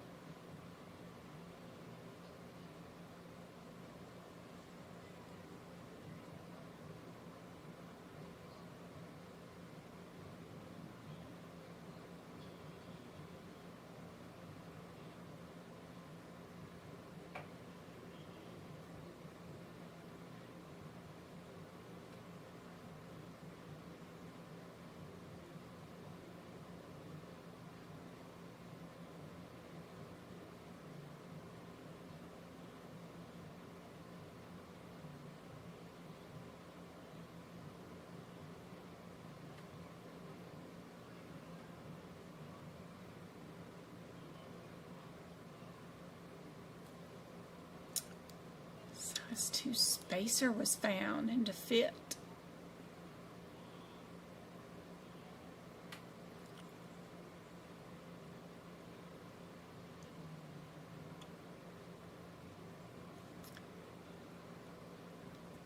Cemented into place. Ooh.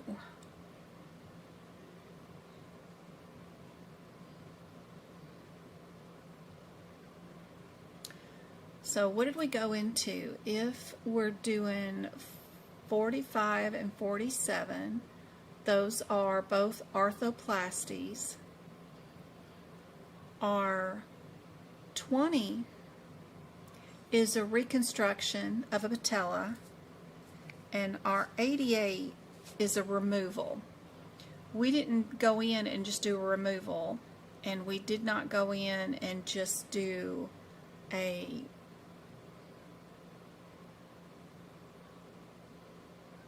reconstruction of the patella. We were doing all kinds of mess. So joint repair, ortho, right? All of this was posterior and anterior and distal. We were all around this joint, right? We went all in and around it, dealing with the ligaments, debridement, around the meniscus, posterior, anterior. We went everywhere around this joint, anterior, distal, posterior, everywhere. So it's definitely an arthroplasty.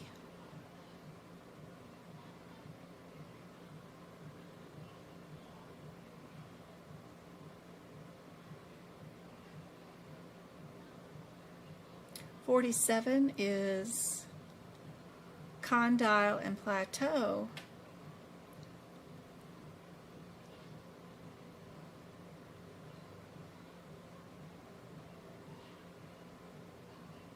But also medial and lateral components.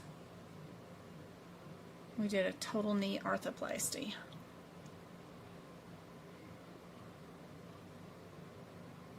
Is what they are describing in here a total knee joint replacement.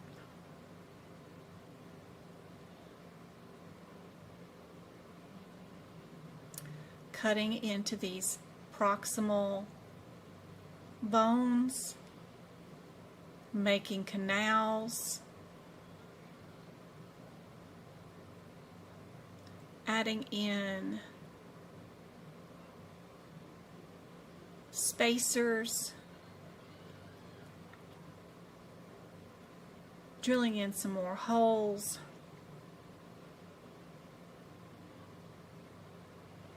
adding in some cement to hold in some replacement parts for sure.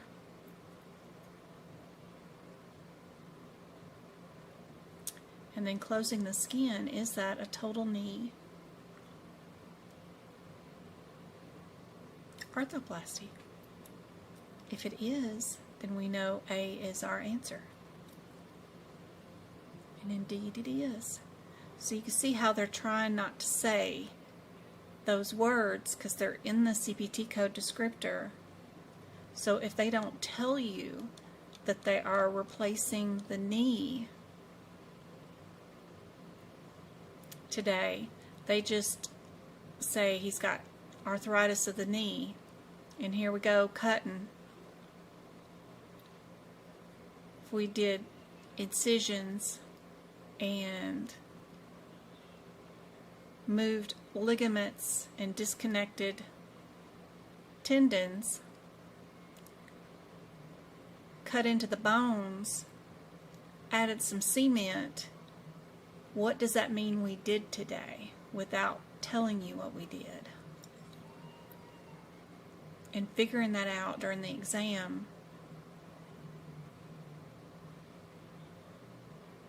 is part of the rough part here.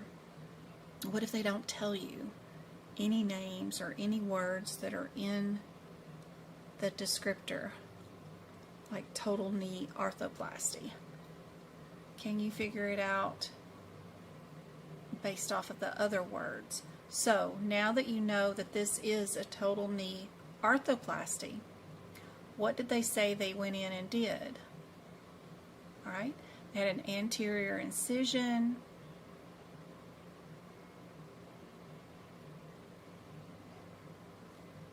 They did ligament debridement. They did proximal tibia cuts, a femoral canal, drilling out the part of the femoral bone, right? They made a 6-degree anterior jig, cut in some notches, added some cement.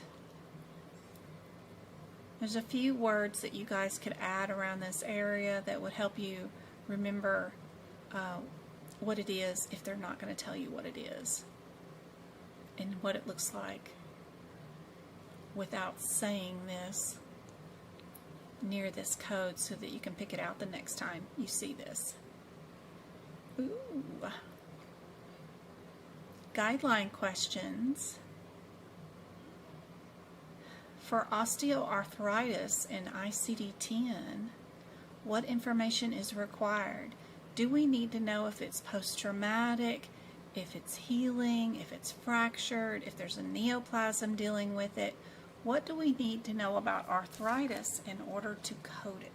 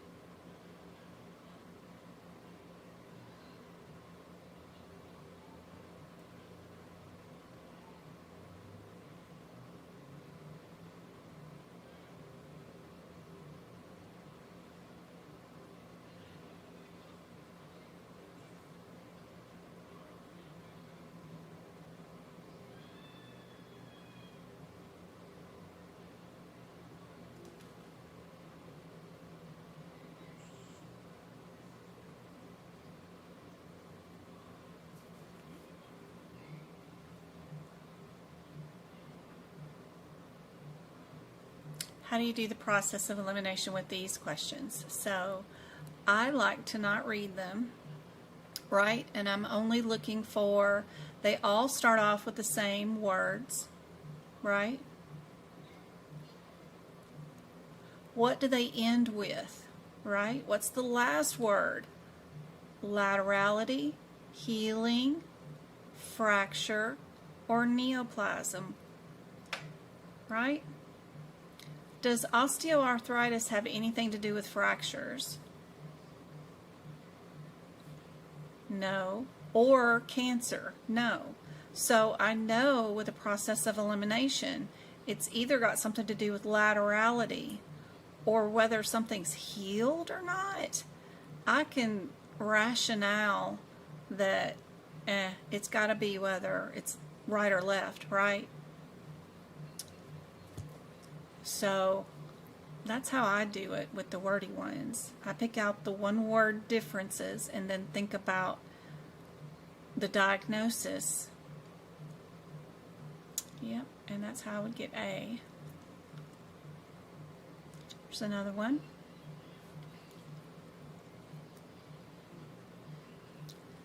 So with this one,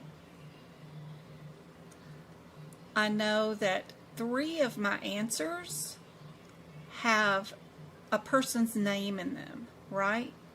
One of them, I don't think it does, I'm not sure. But I know these are people's names, right? And they're probably asking me about something about somebody that's got their name in whatever's going on. So, what is the classification system for open fractures? Is it a 2-letter word thing? I'm counting. I like to count things. A and D have 2-word classification, or is it a 1-word classification? This just has 1 word in it, right? Before the word classification. This one has 2, this one has 2. So I would bundle these 2 away from me and keep the one that is just the 1. Because what's always better on the CPC exam? 1 code, 2 codes. 1 word versus 2 words. Usually the answer is just 1 code, so 1 word. So my brain thinks C is the answer if I had no other information other than what's in front of me. Also, the only answer actually to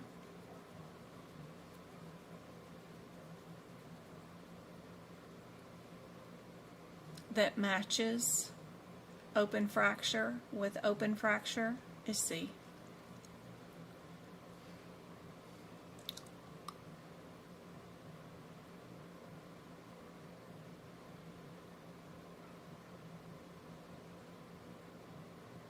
Yep.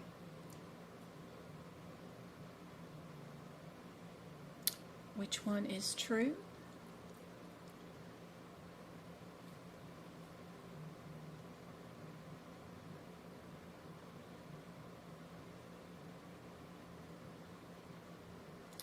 I see that 2 answers start off with the same words, so I'm already fixated on these 2 answers because this starts off with something different, this starts off with something different. So I like C and D off the bat. And then what's my differences between those? Do I see anything that says always, never, something like that? Only, you usually get rid of those words. Always. And then my differences between C and D is what? This is a can do. This is a not do.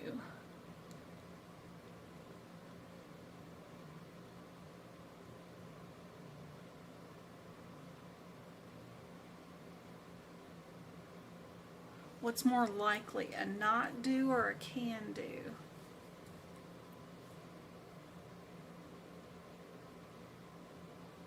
Probably a can do. So, D? I have no idea. I don't think I've ever seen this question before, but I think it's D, if I was doing the process of elimination.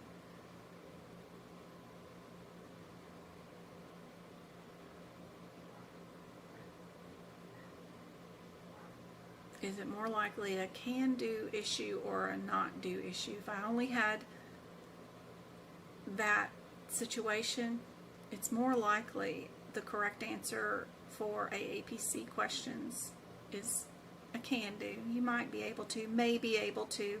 They always have that as a correct answer in some of those vague questions. Maybe can do, sometimes can do.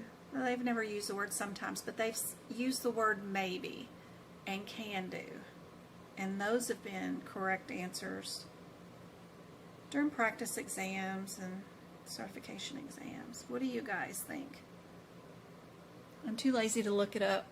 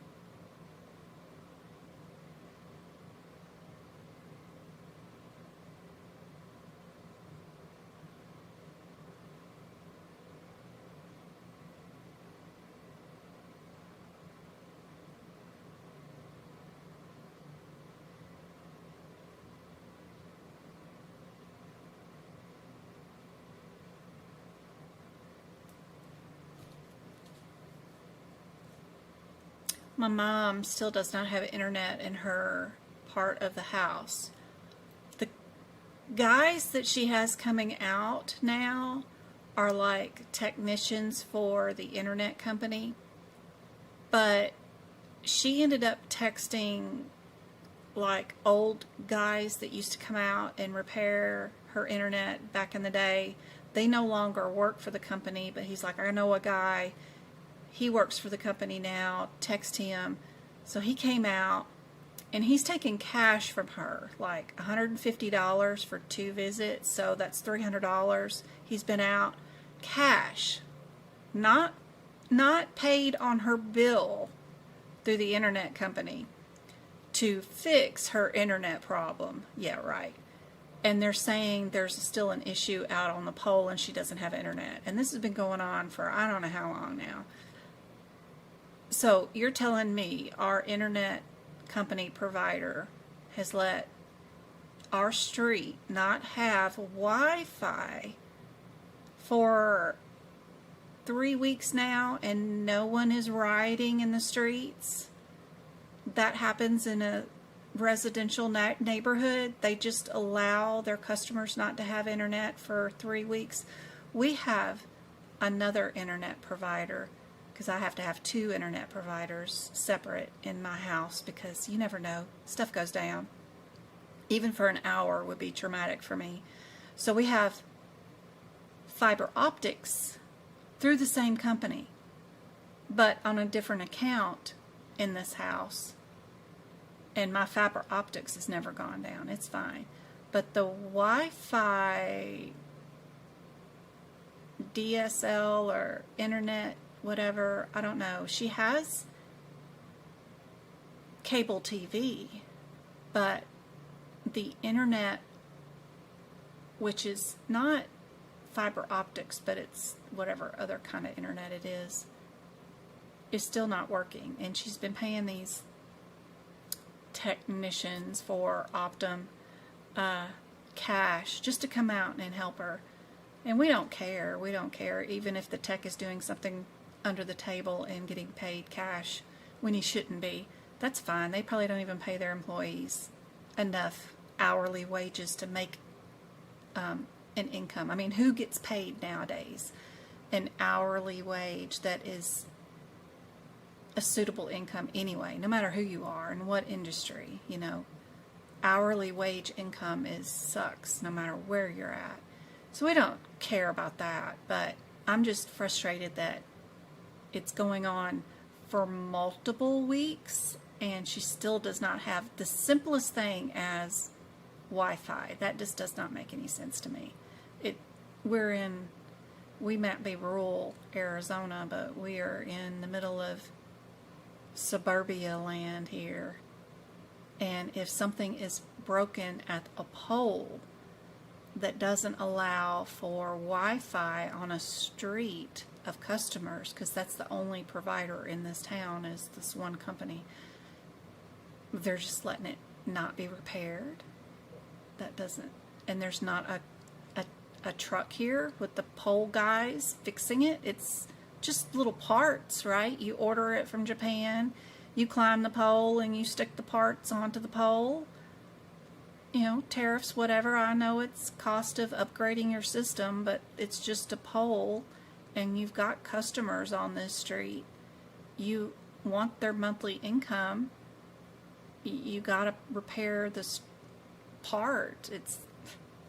It's not, I don't know. So I'm sitting here texting my mom going, this is hogwash. There's no reason. She's been by the office too, and they gave her a new modem. Okay, why would you have the customer drive to your office, bring in a modem when it's still a pole issue? And then you give them a new modem, you tell them to take it home. She's 70 whatever years old, and she doesn't know how to plug in a modem. So she calls this guy who calls a guy who sends a guy just to plug up the modem. And she pays him $100 and something just to come out in the middle of the night and plug up her modem. And then it still doesn't have internet. She does have cable TV now, but no one's turned on her internet now, which is crazy. And it's going on for multiple weeks. She's a secretary for one of the senior citizens clubs. She needs her computer so she can log on to stuff and get her secretary business going on. She's still quite cognitive. She might not know everything about modems and plugging up wires and stuff, but she still gets on the internet and does all kinds of stuff. And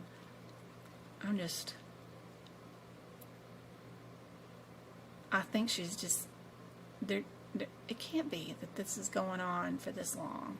It can't be. If it's a pole issue, order your parts and send a guy up there to fix the part. But if it's her modem, you gave her a new one.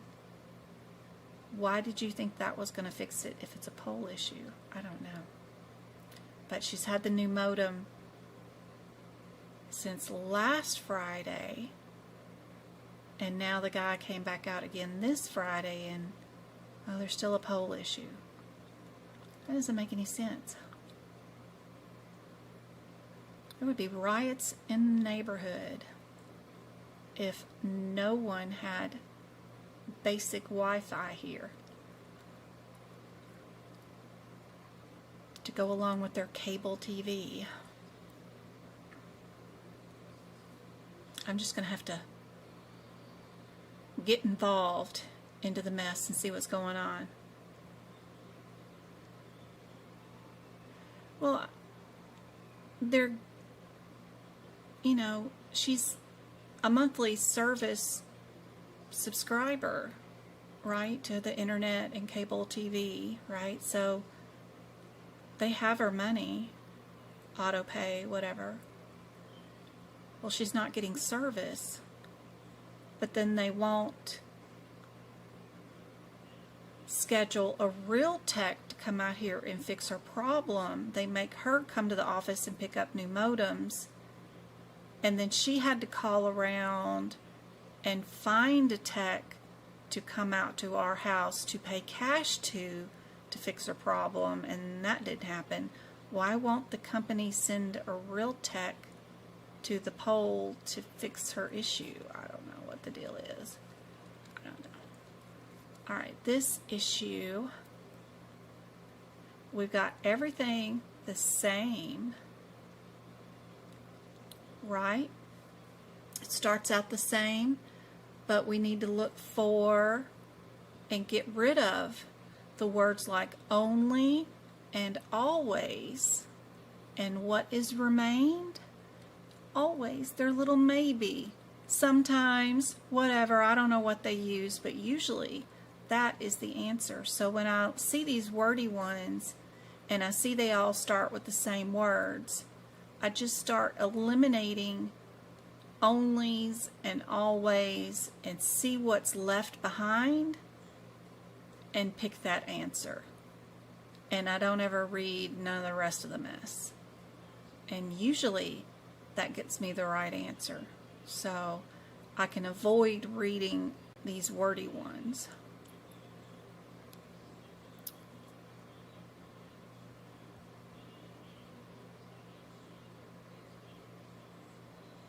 And then with these, a lot of times they're coded out to their most specificity. So if some of them are out to 6 characters long, I know usually a lot of the times like C could go away. So if I get rid of C and I'm too lazy to look these up, my similarities are the 4s, right? So that would get rid of this. But in this throwaway, there's a 1, right? So I would pick A as my correct answer if I was too lazy to look and I just wanted to pick one and move on, as my correct answer. But also, right will always end in a 1, left is a 2, and 3 is bilateral. An O or a 9 are the NOC or the NEC. I always forget which is which, but one of those is, you know, the O's or the 9s as far as the last digits. So right also makes me think that we're in the 1s.